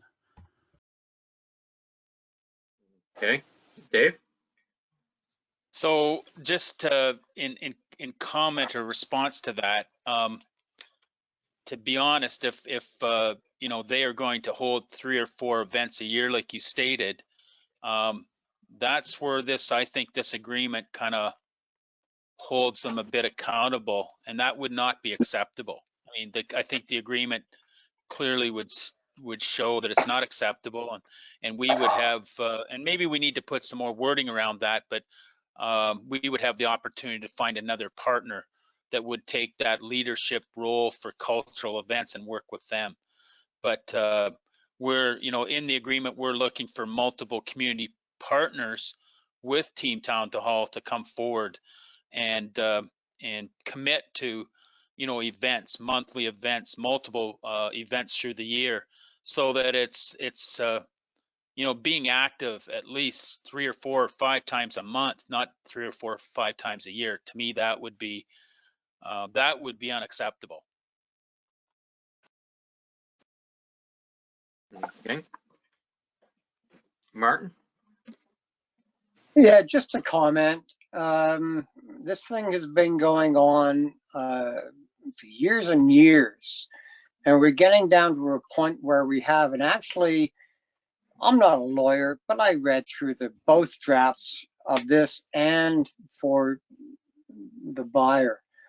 And yeah, maybe there's some things that we have to look at, but I'm looking at it not as dollars and cents. Do you think the people in the 1940s worried about what they had to build in Dundalk? They built it because it was for the community. And we're talking 1920s, 1930s, 1940s, where they had no money, but they built Dundalk up, and it was a showcase. You know, I'm a firm believer in history repeats itself. And I'm sorry, Jason, you know, I respect your opinions, but, you know, part of council is to respect the dollars that come in yearly. But is there due diligence to look forward and look at something in the community saying, this is going to be a good thing? God knows there's going to be a whole pile of houses in the next 3 years. Let's keep them local to go to the old town hall. Flato just put a lot of money into a theater, God knows where. I saw that on Facebook. You know, so we have an opportunity here, not just for this council, yes, taxpayers' money, but we want to use it for the best advantage of Southgate, not just for this year, next year, but for 20 years down the road. And I know a lot of people in this township who, if they had a place to play or go to, 200-seater, they would get people to film that. So Dave, you're totally right. If this thing goes, it is not going to be used just 4 times a year. It will be used permanently. So I think as far as council goes, 520,000 over 10 years or 20 years, drop in the hat, man. We have to go for this, and I am totally supportive of this report and the next one after. So, you know, we have to think ahead sometimes, and that's all I'm saying. Okay, Barb? Thank you, through you. Just to go back, I just have a couple of things to go back in Schedule E, Dave. I guess where I'm hung up is I understand the utilities, and now we're going to have a proportionate share of the taxes, consumable use supplies like toilet paper and paper towels. I get all that, but I guess what I'm wondering, and maybe it's in a different, maybe it's in the other schedule that I saw, is general maintenance costs. And I don't know what, I understand if they have to clean their drapes or clean the seats in the theater, or you know, a light bulb goes out, those types of things. But I guess I have this concern that, you know, in 5 or 8 years when the roof has to be replaced, we're on the hook for a portion of that when it's not our building anymore. So that's just a concern, and I hope that that is something that's in your mind to make sure that we are not responsible for ongoing capital contributions. The other thing that I did want to mention and remind council is that we contribute $20,000 or $25,000 a year to Southeast Grey Community Health Centre for seniors, for the Erskine Centre for Seniors and Youth Programming. And that has been delivered and has been very successful, but it's to a specific group. And we have the Eco Park Fund. Since it's the east end of the community, I think the reserve is over $200,000. So this doesn't have to be a taxpayer's expense. The $36,000 a year, well, actually it works out to be $20,000 or $26,000 a year when you factor in Team Town Hall fundraising. So I'm supportive of moving forward, provided that this is in the best interest of the township as well as Team Town Hall. Certainly, Wallington Capital Corporation is benefiting by getting a building. They have a lot of work to do to bring it up to code. So it's hopefully it's going to be a win-win-win. Okay, thank you. Any other comments? Dave? Yeah, just to kind of respond to both Barb and Martin. When it comes to maintenance, so there's kind of 3 pieces of maintenance, and maybe we haven't made it clear enough. The one I think is fairly clear, that there's maintenance of the lighting system that would be installed by Team Town Hall, or the curtains or the sound system that would be their property and could be kind of yanked out and taken.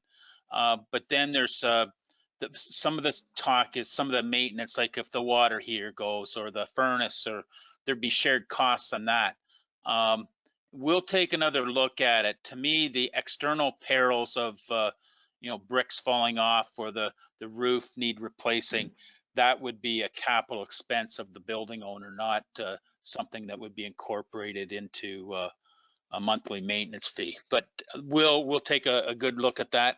From the standpoint of, you know, Councillor Shipston is, you know, kind of providing that other view, but I can't state enough in response to his comments that it's really important. I mean, I've always been a big fan of good paper makes good friends, and I think if we have clear documentation that says what our expectations are, what the expectations we have of Wellington Capital, and what the expectations we have of Team Town Hall is, then, you know, people will not have to argue about it in 10 years when maybe none of us are here to determine, you know, what did they mean here. So I think it's really important that the terms and conditions, because this agreement could go on another 20 years past that, and another 20 years again, if it really works.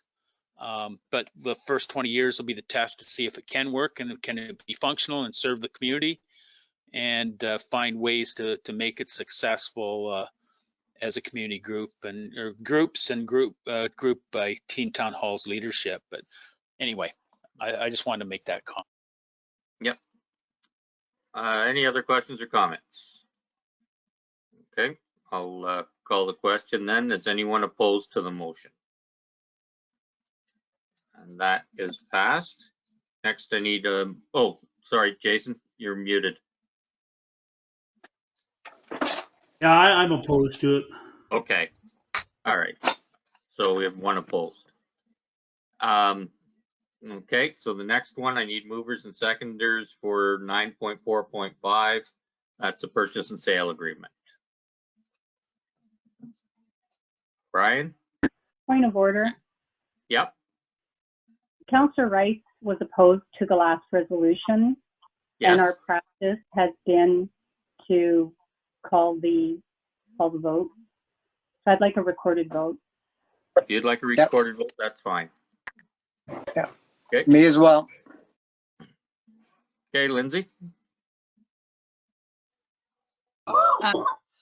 Thank you, Woodbury. Recorded vote called for staff report CAO 2021-086, the Southgate Team Town Hall Dundalk Old Town Hall Financial Partnership Use Agreement. Councillor Shipston? You're muted, Councillor Shipston. Yes. Sorry, I apologize. Councillor Rice? No. Councillor Dobreen? In favor. Deputy Mayor Milne? Yay. Councillor Shearson? Yes. Mayor Woodbury? Yes. Councillor Frew? Yes. By a vote of 6 to 1, that's carried. Okay. Can I have movers and seconders for 9.4.5, the sale and purchase agreement? We had Brian. And can I have a seconder? Barbara? Anything you wanted to add about that, Dave? Only thing I just want to add is if we did go through the Wellington Capital Corporation agreement first, and in here we put the slant on it that, okay, what is going to be paid by somebody to Wellington Capital Corp. And in this agreement, we've always said, you know, it's Southgate is paying for that. And then what we did is we took those things that should be paid by or financially supported by Team Town Hall and put it into their agreement. But the accountability of financially to Wellington Capital Corp will always be us to provide that payment and support. And then we would, in our agreement, you know, recover those costs depending on what they were if they applied to Team Town Hall in their agreement. Okay, thank you. Any questions or comments on this? Okay, I'm not seeing any, and I'll call the question. Anyone opposed? Okay, and I'll declare that passed. Next is 9.4.6, Good Roads Conference delegation requests. I have a mover and seconder to put this on the table. Barbara and Brian. Dave, you want to add anything to this? Yeah, so just to get it out there, because I believe it's later in the month of January that we have to request. Just wanted to get it out there in the thought of would we want to have a delegation there. And you know, there may be things come up in early January that we will want, that we may want to take advantage of that. But I just wanted to get it out there for discussion right now. And as we're speaking, I'm trying to find my report. I apologize. I think I threw it in with the consent items. But I'll take questions. Yep. Any questions or comments? Martin? Thanks, John. Dave, we all get the Good News, Good Roads magazine in our docket. And for the last 3 or 4 issues, it's really been based on city and automated driving and what have you. And there seems to be a lot of money coming out from the government for that. Since we're a rural community, can we still apply for funds, even though with our roads, we're not really going into that automated friggin' car system now? Can we still apply for funds because we don't have the lack of services to bump up our roads? Well, it's not the roads. Make sure that it's nothing to do with roads. It's more to do with your capacity for that autonomous vehicle to communicate to the World Wide Web. So uplink and for that autonomous vehicle to say it's sitting at the corner of Side Road 13 and County Road 9 at the municipal office, and then that vehicle knows where it is and can go to the next place, which might be Hopeville. So we have had talks with people that are interested in doing that kind of thing in the community. It'll take a lot of technology improvements, but when internet gets improved, you know, there's been little talk, to be honest with you, since COVID started. There was quite a bit of discussions in 2019, late 2019, and I thought it was making momentum, but it's just kind of all shut down because of obviously our priorities have changed. But that's the autonomous vehicle thing is going to be, it'll come at us in the next few years because it's an affordable housing complementary thing, because multiple people could own a vehicle and the autonomous vehicle could pick up 3 families and take them 3 different places. So that's the idea. But it's going to take a lot of technology to support that. Eventually, you're going to see, instead of the Purelator truck coming in your driveway, it'll be an autonomous vehicle driving it. And they're even talking about like a robotic type delivery person will get out of the vehicle and hand you your parcel. But I mean, that's 10 years down the road. But it's going to happen because the cost of labor is the challenge. Yeah, no, and that was just one thing that I saw that it just made me think ahead 10 years down the road. Sorry for doing that, but no, not a problem. But I'm glad you brought up the good roads. I want to throw something at council. Go ahead, Martin. Because I've been reading, I actually enjoy all the good road magazines I get, and you know, I drive the roads. I do 40,000 clicks a year on the roads, so I enjoy these. Just a second, Martin. Yeah, what's your point of our order, Barb? We're talking about whether or not we're going to create a delegation request for good roads. I don't think that we're talking about the Good Roads magazine. We should be talking about Good Roads magazine or autonomous vehicles. It's a really interesting discussion, and I'd like to hear more about it. But can we deal with the resolution before us, please?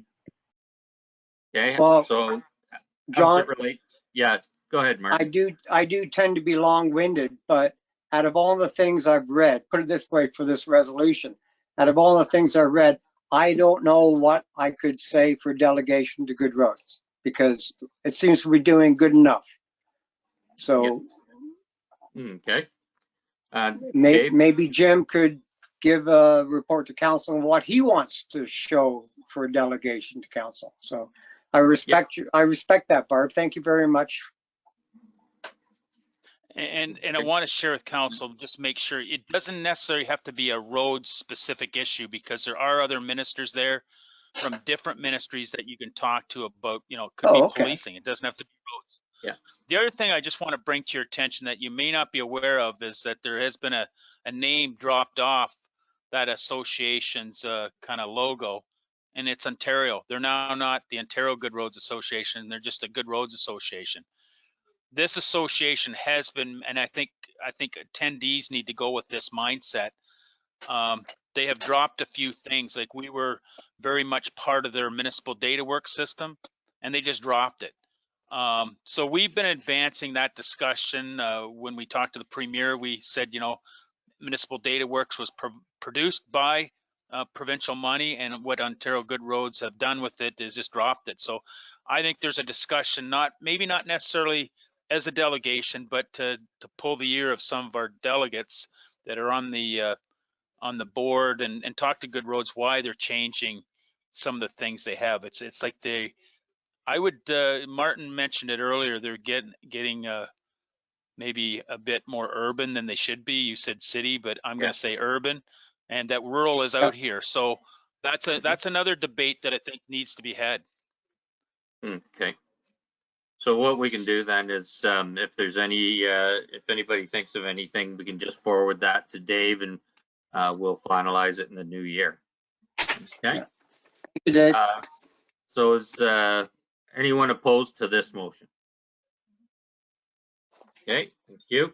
Do you want to take a quick 5-minute break, or just keep plowing? 5-minute break. Okay, it's 10:02 now. At 5:02 we'll resume. Thanks.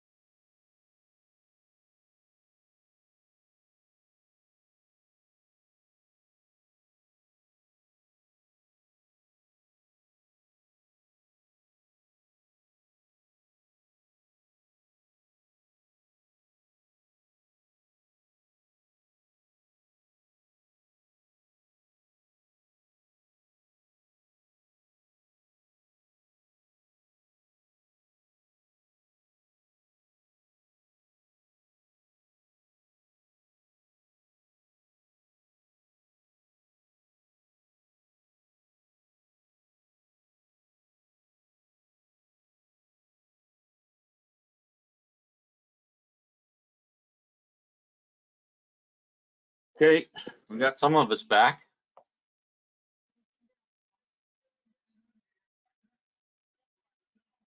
Maybe there's a lineup. Yep, could be.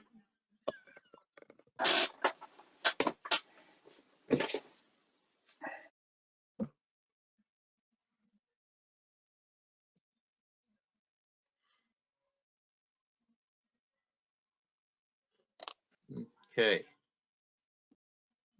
Well, I've got 7:55, so we can, Michael will probably be here in a second. Kayla, if you're there, I'll call the meeting back to order. And I'm looking for movers and seconders for report 9.5.1. Jim and Brian. Okay, Kayla, is there anything you'd like to tell us about this report? So, good evening, everybody. This first report is for staff step increases, and these are a result of our positive performance reviews that were done on staff. Okay, thank you. Any questions or comments? Brian.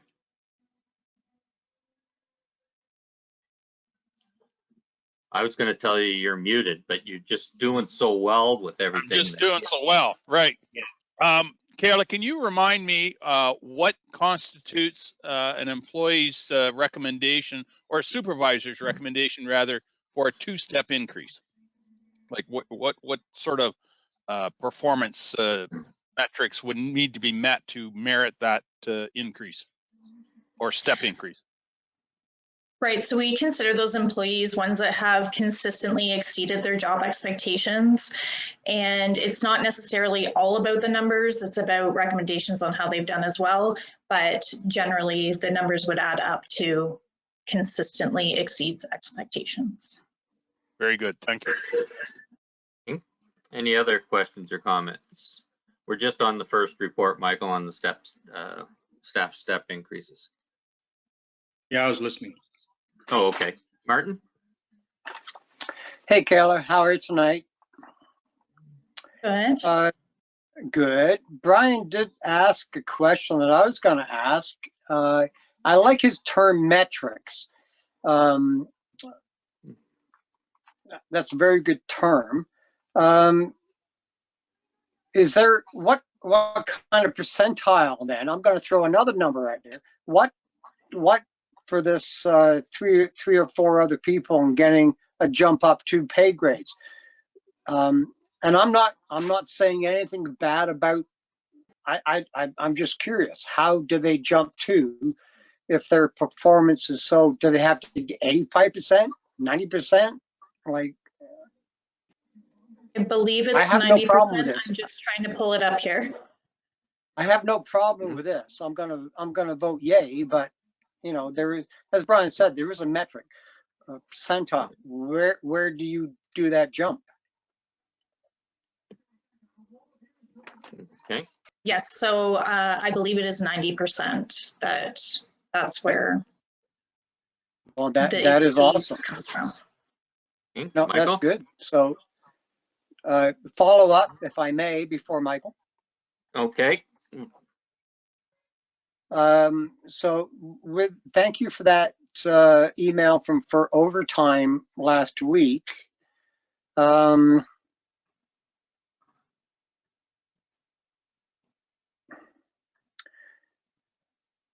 actually, I'm not going to ask that question. It might get me in trouble. So, a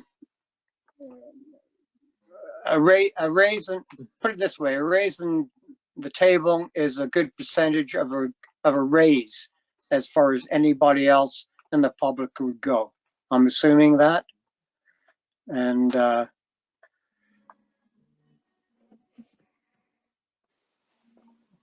maybe I'm saying that wrong.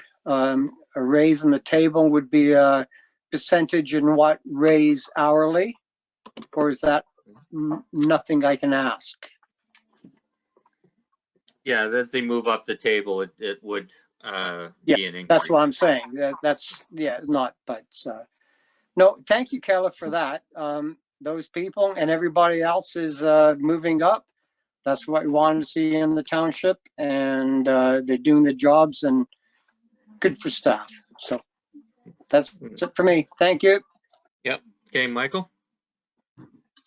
Yeah, I'm just kind of curious, like if someone hits 90% or at 90% of their target, they get to go up 2 stages. But I would think that they would have to be at 100 or above to go up 2 stages, that they're going to get 1 stage if they're at their goal, but to go up 2 stages until they hit top, like I don't understand why we would be increasing someone twice unless they've taken a new role with a whole bunch more responsibilities to go up 2 stages. Okay, Dave? You're muted. Just to qualify that, sorry about that, just to qualify that, job rate is at level 6, and where double step increases tend to take place is newer employees that excel in the position. Like the maximum you can get is 100% in a performance review. You can't over excel because there's not that points capacity. It's kind of like, I guess, best comparison is like being at school and getting a grade at the end of the year.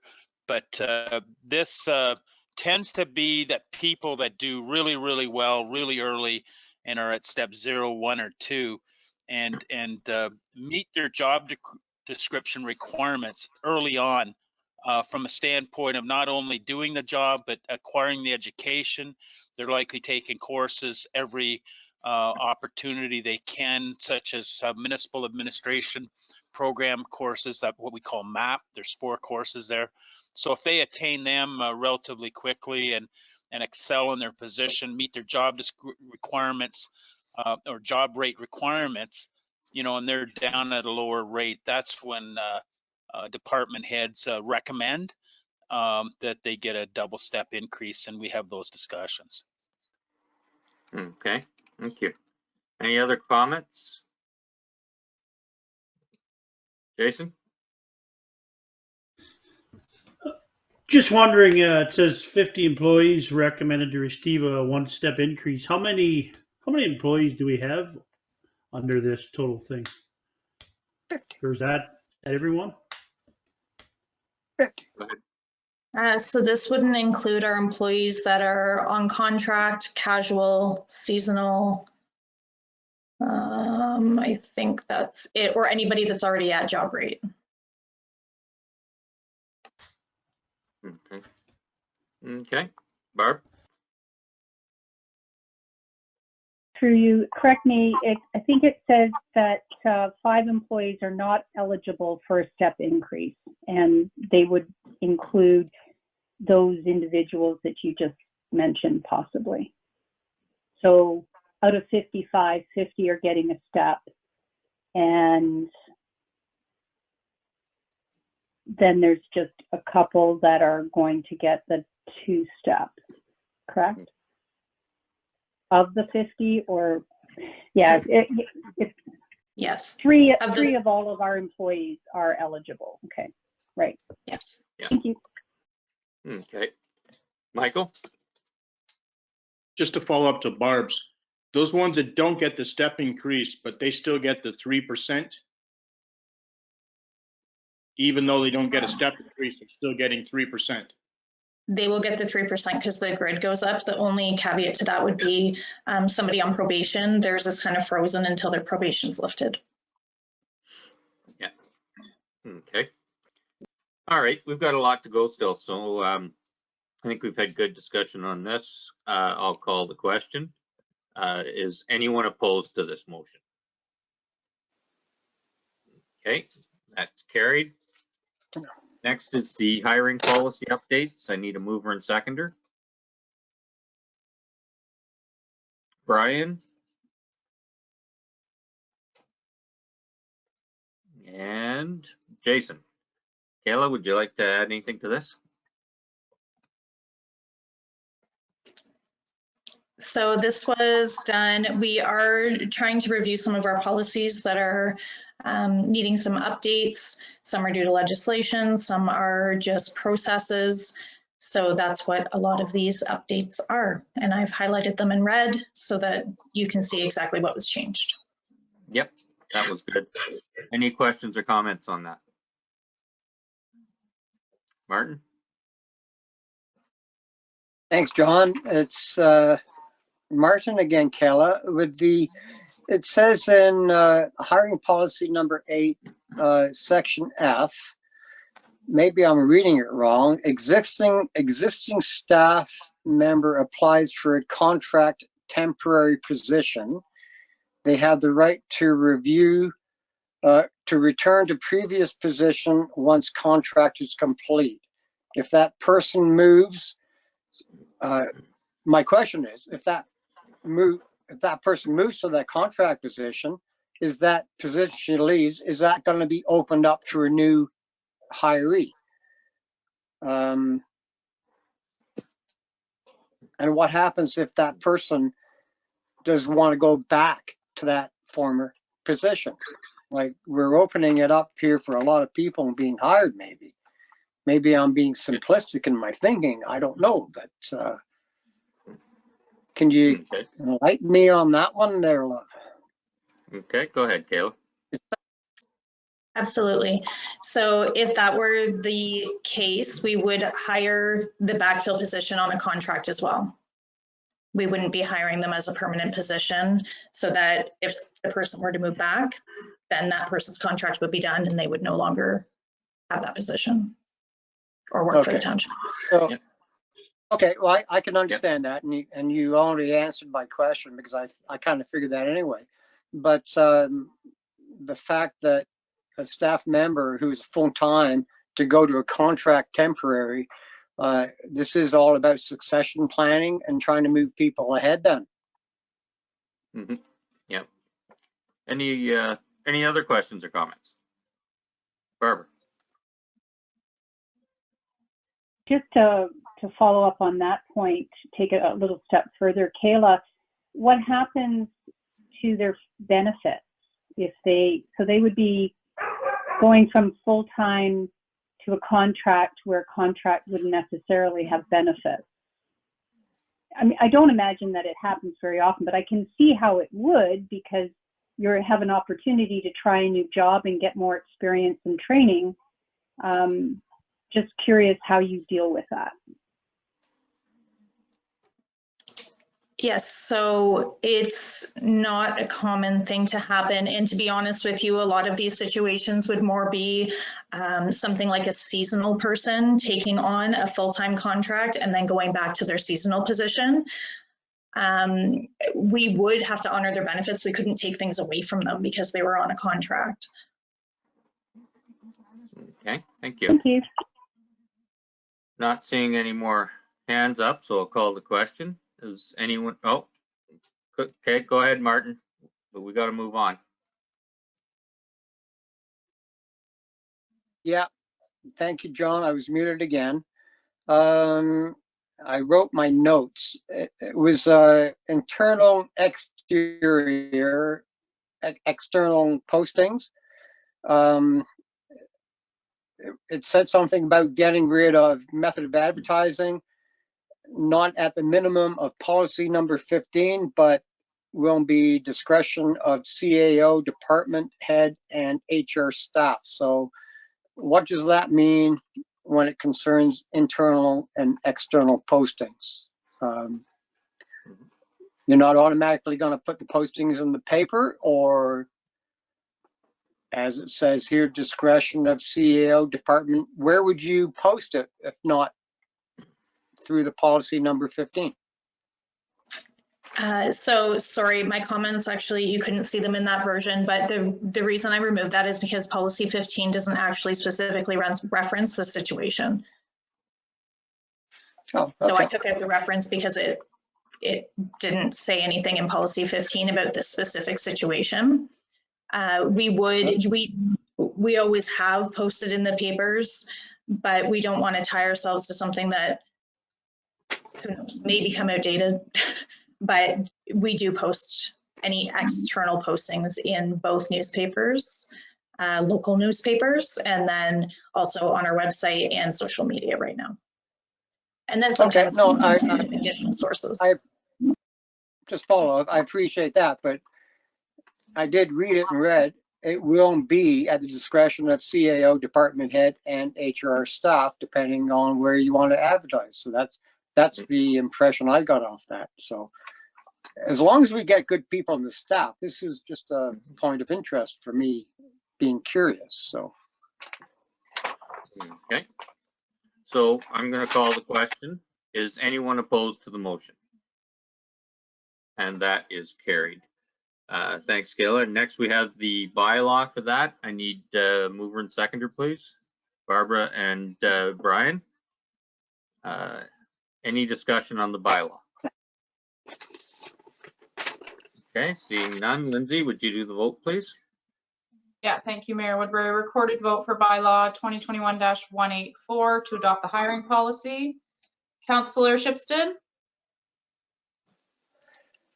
Yes. Councillor Frew,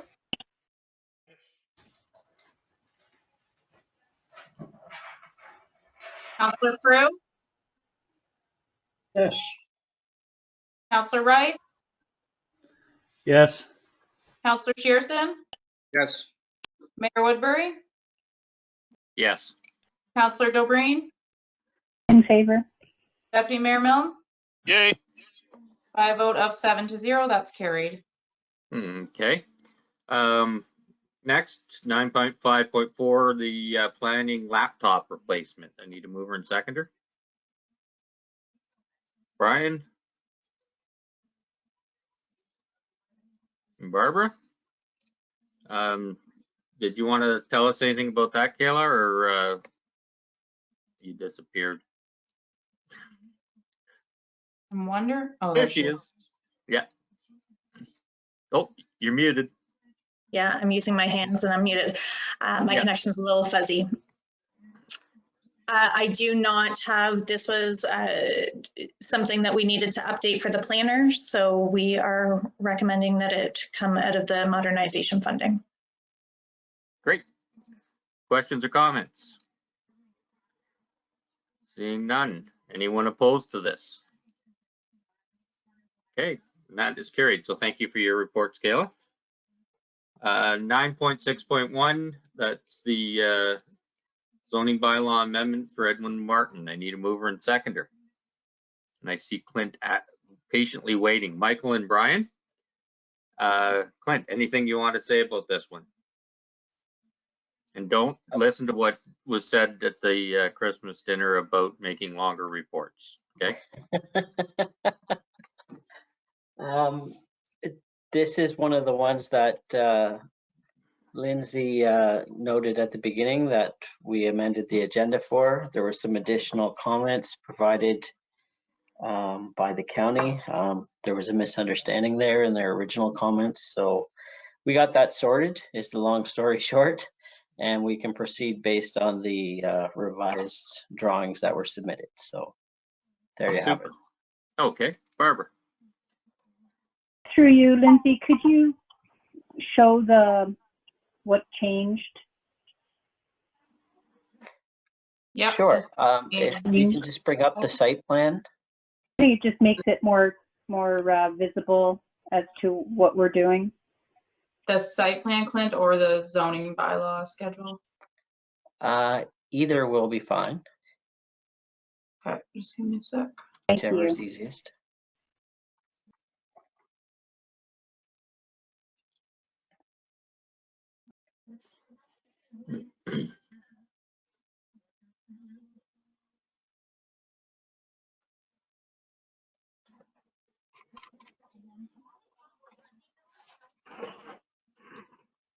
Okay, so if you want to zoom in a little bit there to the A1-506 rectangle there, that is where the new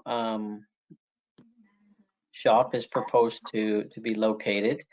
The shape of that was a little bit wider than it was more of a square than a rectangle previously. The county has size limits based on their new county official plan, that basically for a 50-hectare parcel like this one, your zoned area has to be a maximum of 4,000 square meters, okay? The zoned area, not the building, just the zoned area. So they had a larger building or zoned area identified, and so it included all of the yard, whereas most of the yard is actually used by the barn, so because it's a shared barn. So we just reduced the size of that to only include the shop and the outside storage and a bit of the front area. So that's the only change that was to comply with the County of Grey official plan. And then therefore the site plan was altered to show that as well. Okay, thank you. Any questions or comments on this file? Brian? I just want to thank Clint and Lindsay for their efforts to move this along. I know it's not easy to change things at the last minute, but I certainly appreciate doing that, because I think we need to move these things along as best we can. So thank you. Absolutely, yes. Okay, not seeing any more hands up, so I'll call the question on this. Anyone opposed to this? I'll declare that passed, and we'll move on to the bylaw for it. Mover and seconder, please. Brian and Michael. Any discussion on the bylaw? Not seeing any. I'll turn it over to Lindsay for the vote, please. Thank you, Mayor Woodbury. So recorded vote called for bylaw 2021-186 as amended for zoning bylaw amendment C14-20, Edwin Martin. Councillor Shipston? Yes. Mayor Woodbury? Yes. Councillor Rice? Yes. Deputy Mayor Milne? Yay. Councillor Frew? Yes. Councillor Dobreen? In favor? Councillor Shearson? Yes. By a vote of 7-0, that's carried. Okay, thank you. 9.6.3, that is also for Edwin Martin. I need a mover and seconder, please. Brian and Jason. Anything you want to add on this, Clint, or it's the same? This is the site plan for that zoning that was just approved. So Yep. We're just trying to move it along here again. Good. Any questions or comments? Okay, I think Brian's comment said it all. Okay, anyone opposed to this? I'll declare that passed, and we'll move on to the bylaw for it, and I need movers and seconders for that, please. Michael and Jason, any discussion on the bylaw? Seeing none, let's keep Lindsay busy.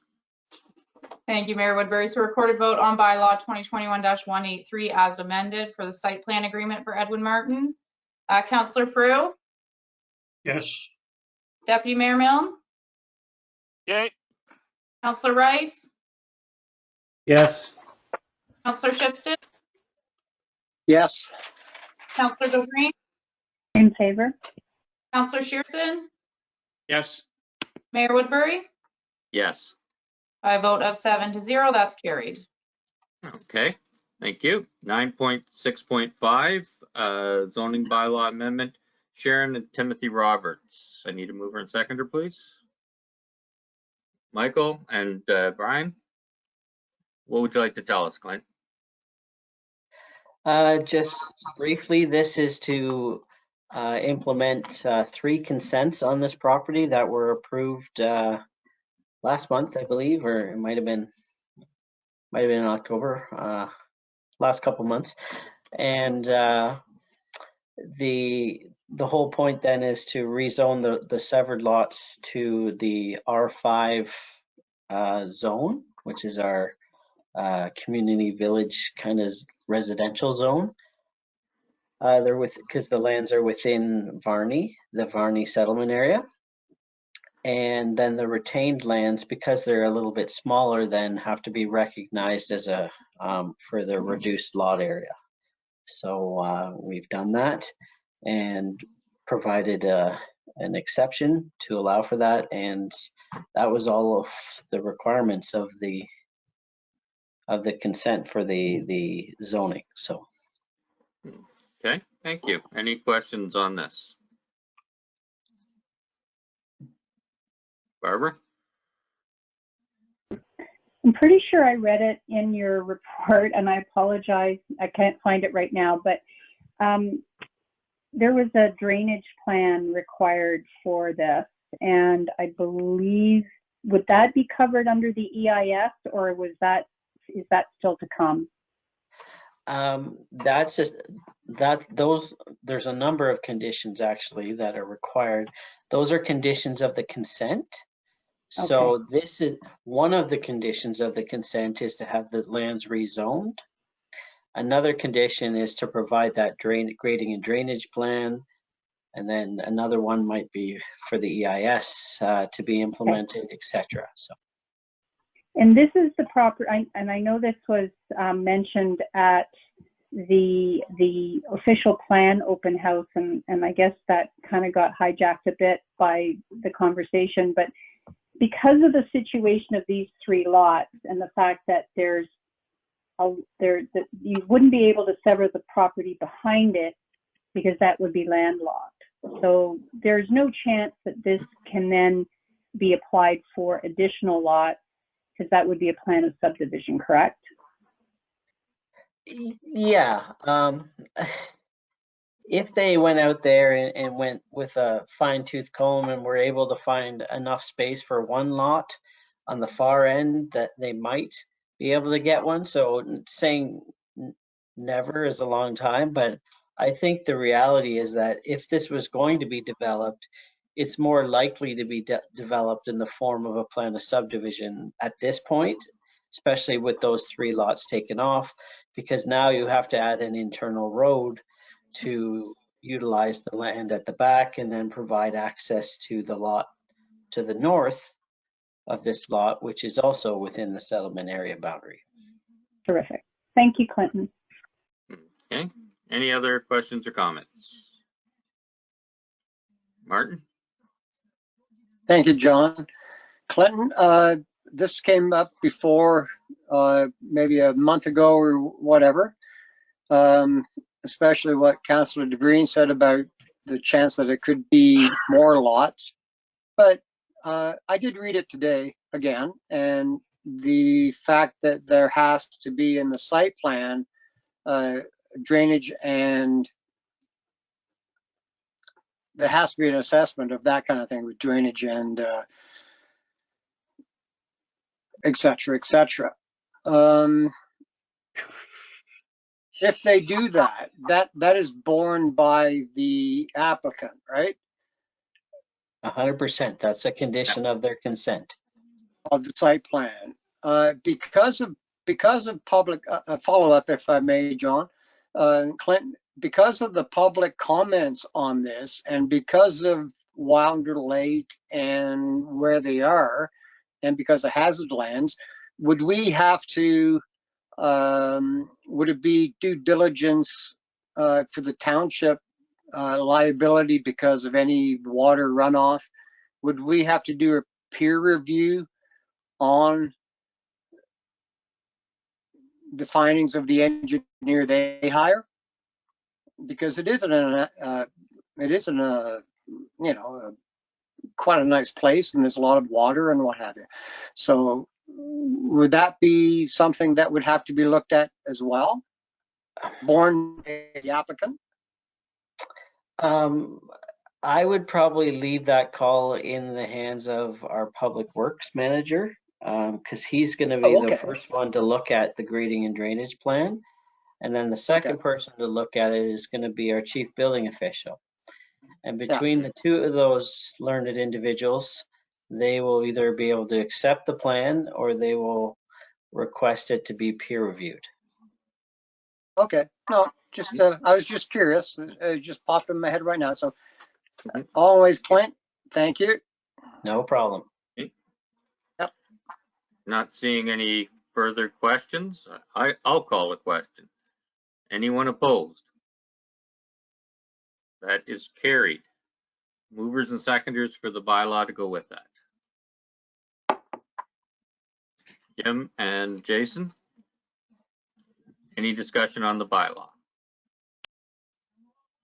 Okay, Lindsay, if you'll do the vote, please. Thank you, Mayor Woodbury. Recorded vote for bylaw 2021-187, zoning bylaw amendment for Sharon and Timothy Roberts. Councillor Dobreen, In favor. Councillor Shearson, Yes. Councillor Frew, Yes. Deputy Mayor Milne, Yay. Mayor Woodbury, Yes. Councillor Rice, Yes. Councillor Shipston. Yes. By a vote of 7 to 0, that's carried. Okay, thank you. Bylaw 2021-100, tile drain loan rating bylaw. Mover and seconder, please. Brian and Michael, any discussion on this? Okay, seeing none, I'll turn it over to you, Lindsay. Thank you, Mayor Woodbury. Recorded vote for bylaw 2021-100, tile drain loan rating bylaw. Councillor Rice, Yes. Councillor Shipston, Yes. Mayor Woodbury, Yes. Councillor Shearson, Yes. Deputy Mayor Milne, Yay. Councillor Dobreen, In favor. Councillor Frew. Yes. By a vote of 7 to 0, that's carried. Okay. Bylaw 2021-181, the election sign bylaw. Mover and seconder, please.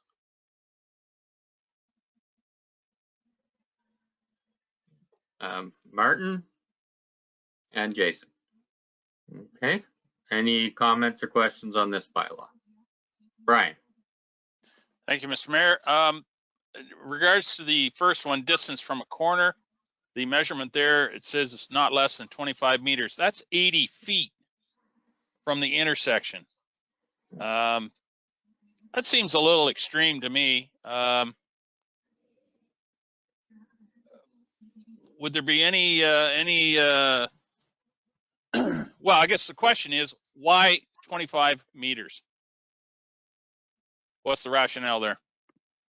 Please. Who is this? Is this Kaylee or Lindsay, No, rather? Yeah, let's talk to Lindsay. It was me. I did have Jim and Dave help me with that section of it. I wonder if Jim is still on the line. Not to put him on the spot, but I'm going to. I'm not sure. Are you there, Jim Ellis? There he is. Hey, Jim. Yes, I am.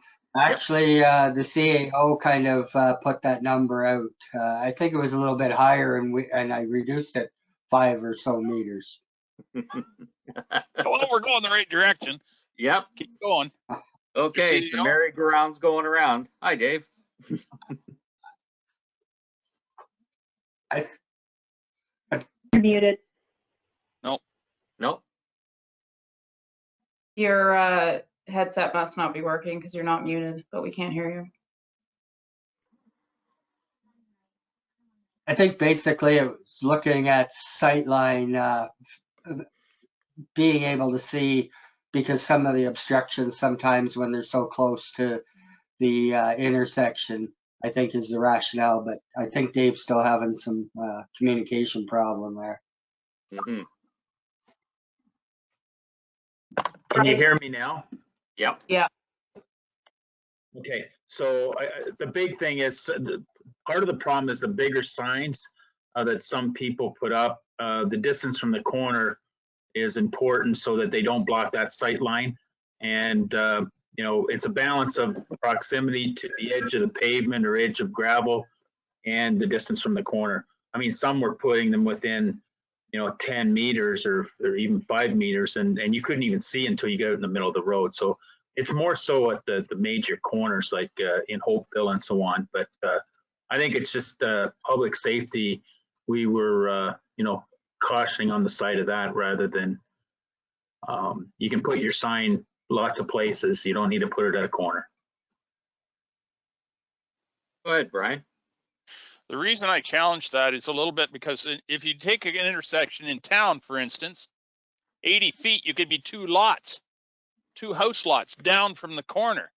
So the guy at the corner can't put a sign on his front lawn. The first four houses, two houses either way from the corner, cannot put a sign on the front lawn because of this bylaw if we put it in place. That's not right. Hey, Jim? Just saying. Go ahead, Jim. I think that's on the public right of way, Brian, is what we're talking. I don't think it's on the actual property side of things, but I would have to be corrected by Lindsay, but that is in the right of way, I believe we're talking. Okay, is that your take, Lindsay? I'm just looking it up here. Yeah, if it's behind the property line, we don't care where you put it. But if it's on the public right of way, we got to protect that corner. Okay. Well, I guess if it's not enforced any more than it was the last election, I don't care what the number is. Yeah. Be honest. Barb? Be careful what you ask for. We got parking tickets now. Yeah, well, you better make sure you got your parking tickets in the right place then, because you sure didn't enforce the bylaw last time. We just won't hire the bylaw officer till next year. Okay. Oh my. Barbara? While she's looking that up, you go ahead. Thank you. So basically, Dave, you picked a number, an arbitrary number, or did you have it from, you picked a number out of a hat? I think 80 feet, 25 meters is a lot as well. It has to be 4 meters also back from the edge of the pavement. Hopeville doesn't count because it's a county road. So what does the county bylaw say? They have their own sign bylaw. I think we should mirror for sight lines or daylight triangles, whatever you call them, corner views. I don't disagree with we need to put some guidelines out there and a diagram. I think Brian mentioned the last time, Jim, you were away, that a diagram would be really helpful for helping candidates, federal, provincial, and municipal, to understand what this means. But I'd be interested to find out what the county dictates for corners. Lindsay? So I've looked it up. This provision is under the general provisions, and then there's another section for private property. So it is a little bit confusing. I guess that's the word I'll use. So I would maybe suggest we defer it and we can look into it more and bring it back. It's not a rush for it to be approved at this meeting by any means. Okay, and Brian had a follow-up on that. Well, I was just going to say, without bringing the county bylaw up here, I believe it's fairly broad in saying that as long as the sign does not constitute a safety hazard to the traveling public, that the sign is fine wherever you put it. Okay. I don't know who defines that, but do we want to? Pretty ambiguous. Well, yeah. I'll move that we defer this to the next meeting, and so we get more information. Okay, and Michael, you'll second? I'll second it. Yep. Okay, so we have a motion to defer. John, yeah. I won't defer it, but I had a comment before we defer it, if I may, with council's. Just a second, though. Just a second, Martin. Lindsay, once we have a motion to defer, is that one not debatable?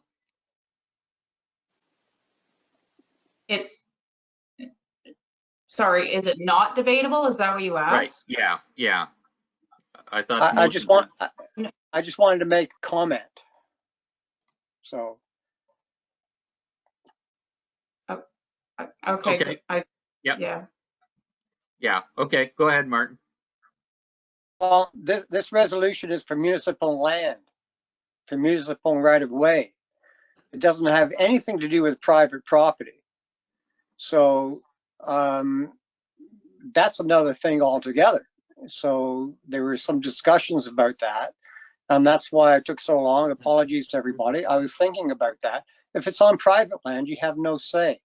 But putting it on a corner of a road, I like Dave's comment being ambiguous, like where is it? It could be 20 feet from the corner or 100 feet. Depends on the driver. You have signs right at the corner and you have signs 25 feet away.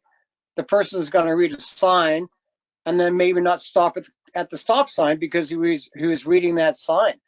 I'm actually all for putting it out on the county roads and just let's do a due diligence and get out there and talk to the public and put it on private property.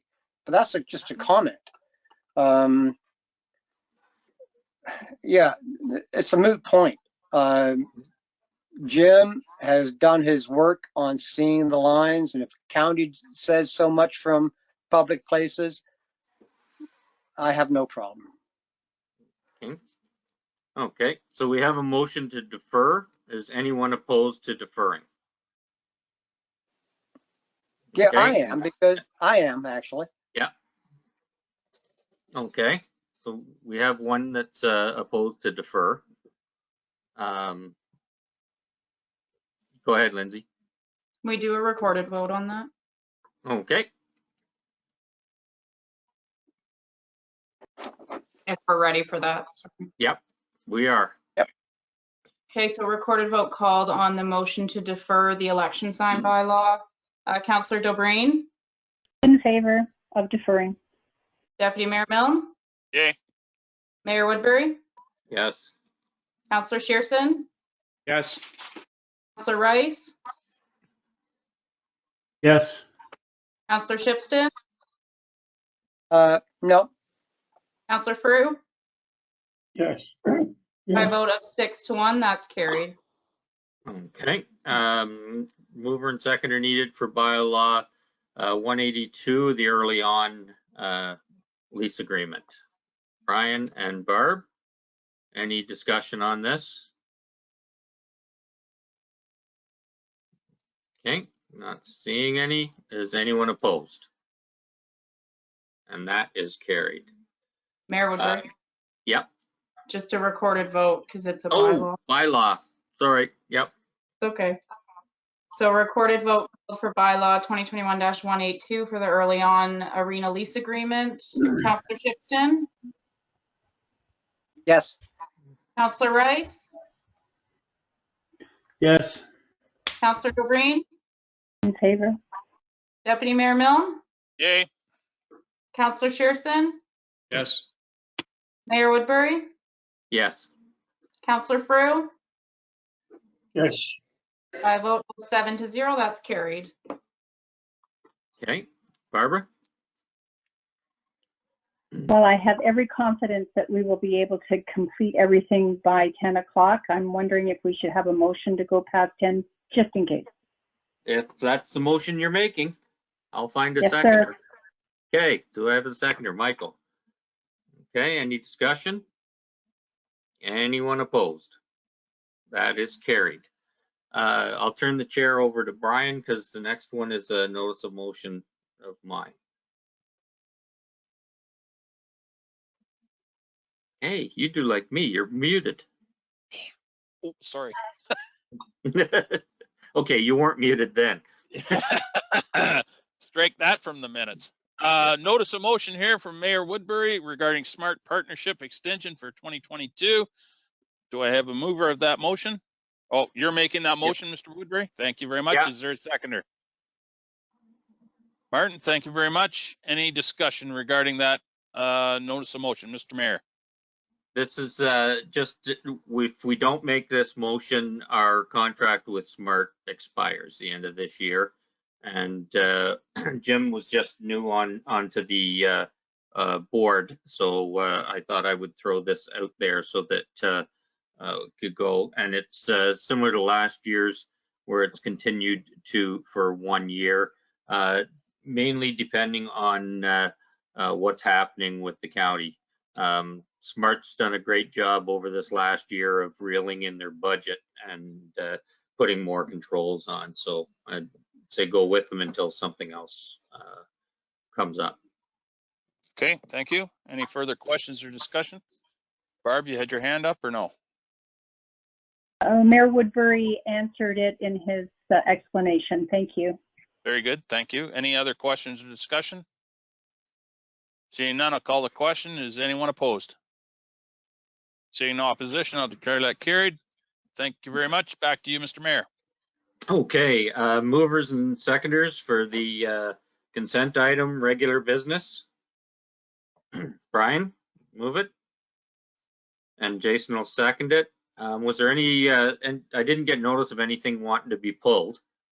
So we'll go straight to any discussion on any of the 12.1 items. Okay, Martin.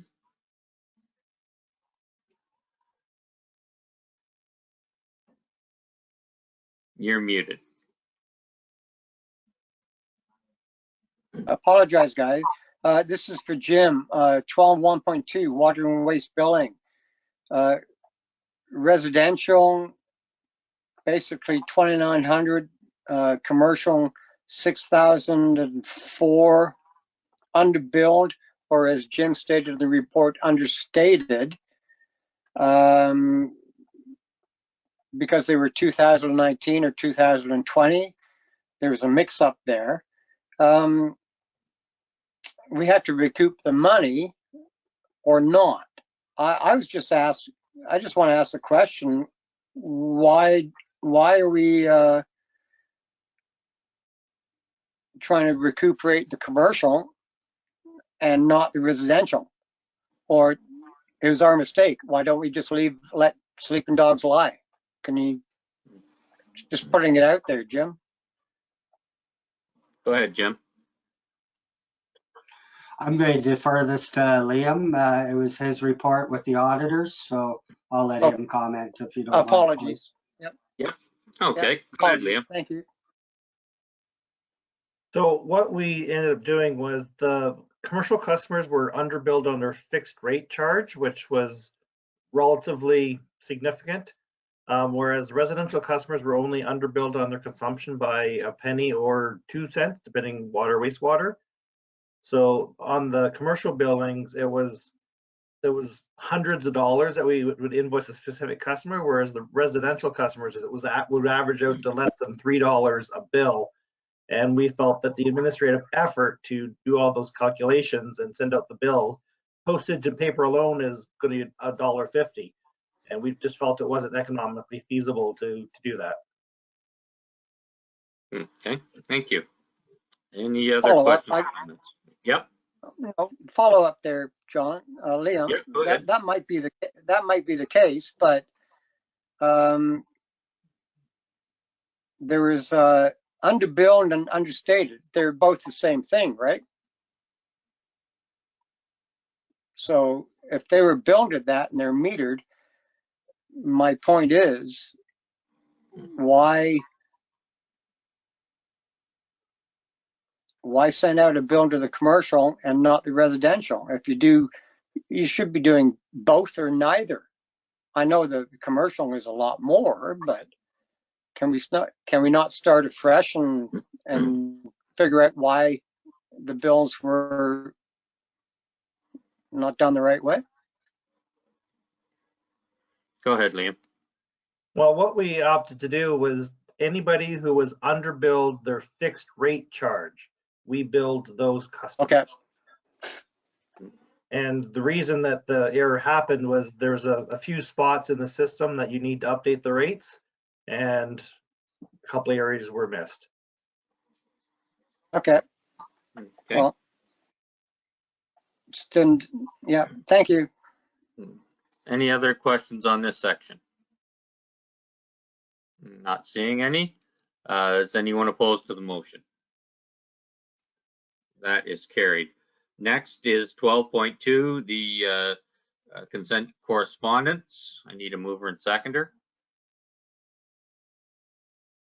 Brian and Barb. Any discussion on any of these? Okay, seeing none. Anyone opposed? That is carried.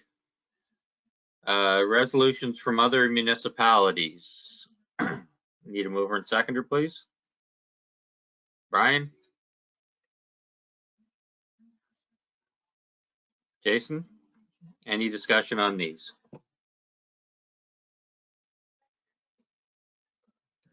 Okay, not seeing any. Anyone opposed? And that is carried.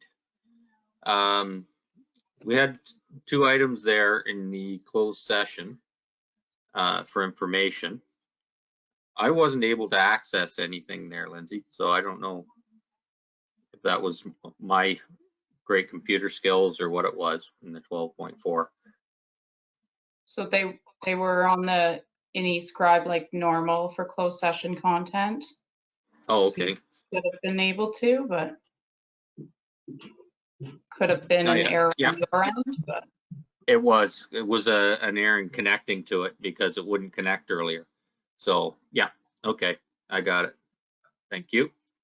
Mm-hmm. Okay, any I guess if there's any discussion, we'd have to go into close on those. Okay. Yeah, just a mover and seconder, unless I missed. Okay. We can try that too. Mover and seconder. Barb and Jason, because he's got his hand sort of up right now. There we go. So if there was any discussion on these, we would have to go into close. So if not, then I'll call the question. Anyone opposed? And that is carried. County report. As you probably know by now, Warden Hicks has been elected again as the warden for Grey County for next year. So it was a close vote, but again, we went to a draw from the hat and he won this time. So he's continuing on with a lot of things, and mental health is one of his big priorities. Let's see, what else did we do there? There was discussion on a bit of the budget and targets. They estimate 3.7% increase in the levy. We talked a bit about that. I don't know, was anything else you can think of that was pertinent here, Brian? No, I think you captured it all there, Mr. Mayor. Thank you. Okay. So if anyone has any questions on that stuff, you can get a hold of me anytime, or better yet, get a hold of Brian. Members privilege. Brian. Just one thing real quickly. In this week's old news in the Herald, the new council from, I'm going to say 40 years ago, was identified as Melanchthon Council. In fact, it was Egremont Council. It had Clarence Moore, Paul Millen, Percy Harrison, and I don't know, a couple others. I forget it. Maybe George Harris in there somewhere, but it was just a small little error. It was not Melanchthon Council. It was Egremont, former Egremont Council. Yep, saw that. And then they had Melanchthon Council mentioned later on with Gord Oldfield. So that was a pretty big time frame with Gord being in charge. He was there a long time. Any other good news? Clarence ruled. Yes. Barb. Through you, I think I just want to give a big shout out to the organizers of both the Dundalk Santa Claus Parade and the Holstein non-motorized parade. It was really nice to be out and see people, and I think that they had a record number of horses at 62 in the Holstein parade, and the crowd was every bit as good as previous years. So kudos to the organizers, who are all volunteers and residents of our fine community. And I just want to wish council and staff and anyone listening a very Merry Christmas. Okay, thank you. Any other good news? Well, that's what I'd just like to finish up with, okay, I'll do it partway through and then you guys can finish up. It was to wish everyone a Merry Christmas, and I'd like to thank council and staff, all of staff, for all their hard work this year under crazy circumstances a lot of the time, and wish everybody a safe and Merry Christmas. Brian and then Dave. Just what he said. And the other thing too was I should thank Councillor DeBreen, or we should be thanking Councillor DeBreen for organizing the horses in the wagon. It was a very close thing. We might have had to pull the wagon ourselves, but fortunately, Barb came through with the team horses for us, and it was a good team. They were a very well-behaved team, and the driver was very good, and we made the route not without getting soaked and nearly blown off the wagon, but we made the route and it turned out very well. So thank you, Barb. My pleasure. It was a team effort for sure. Yep, sure was. That was good. Dave.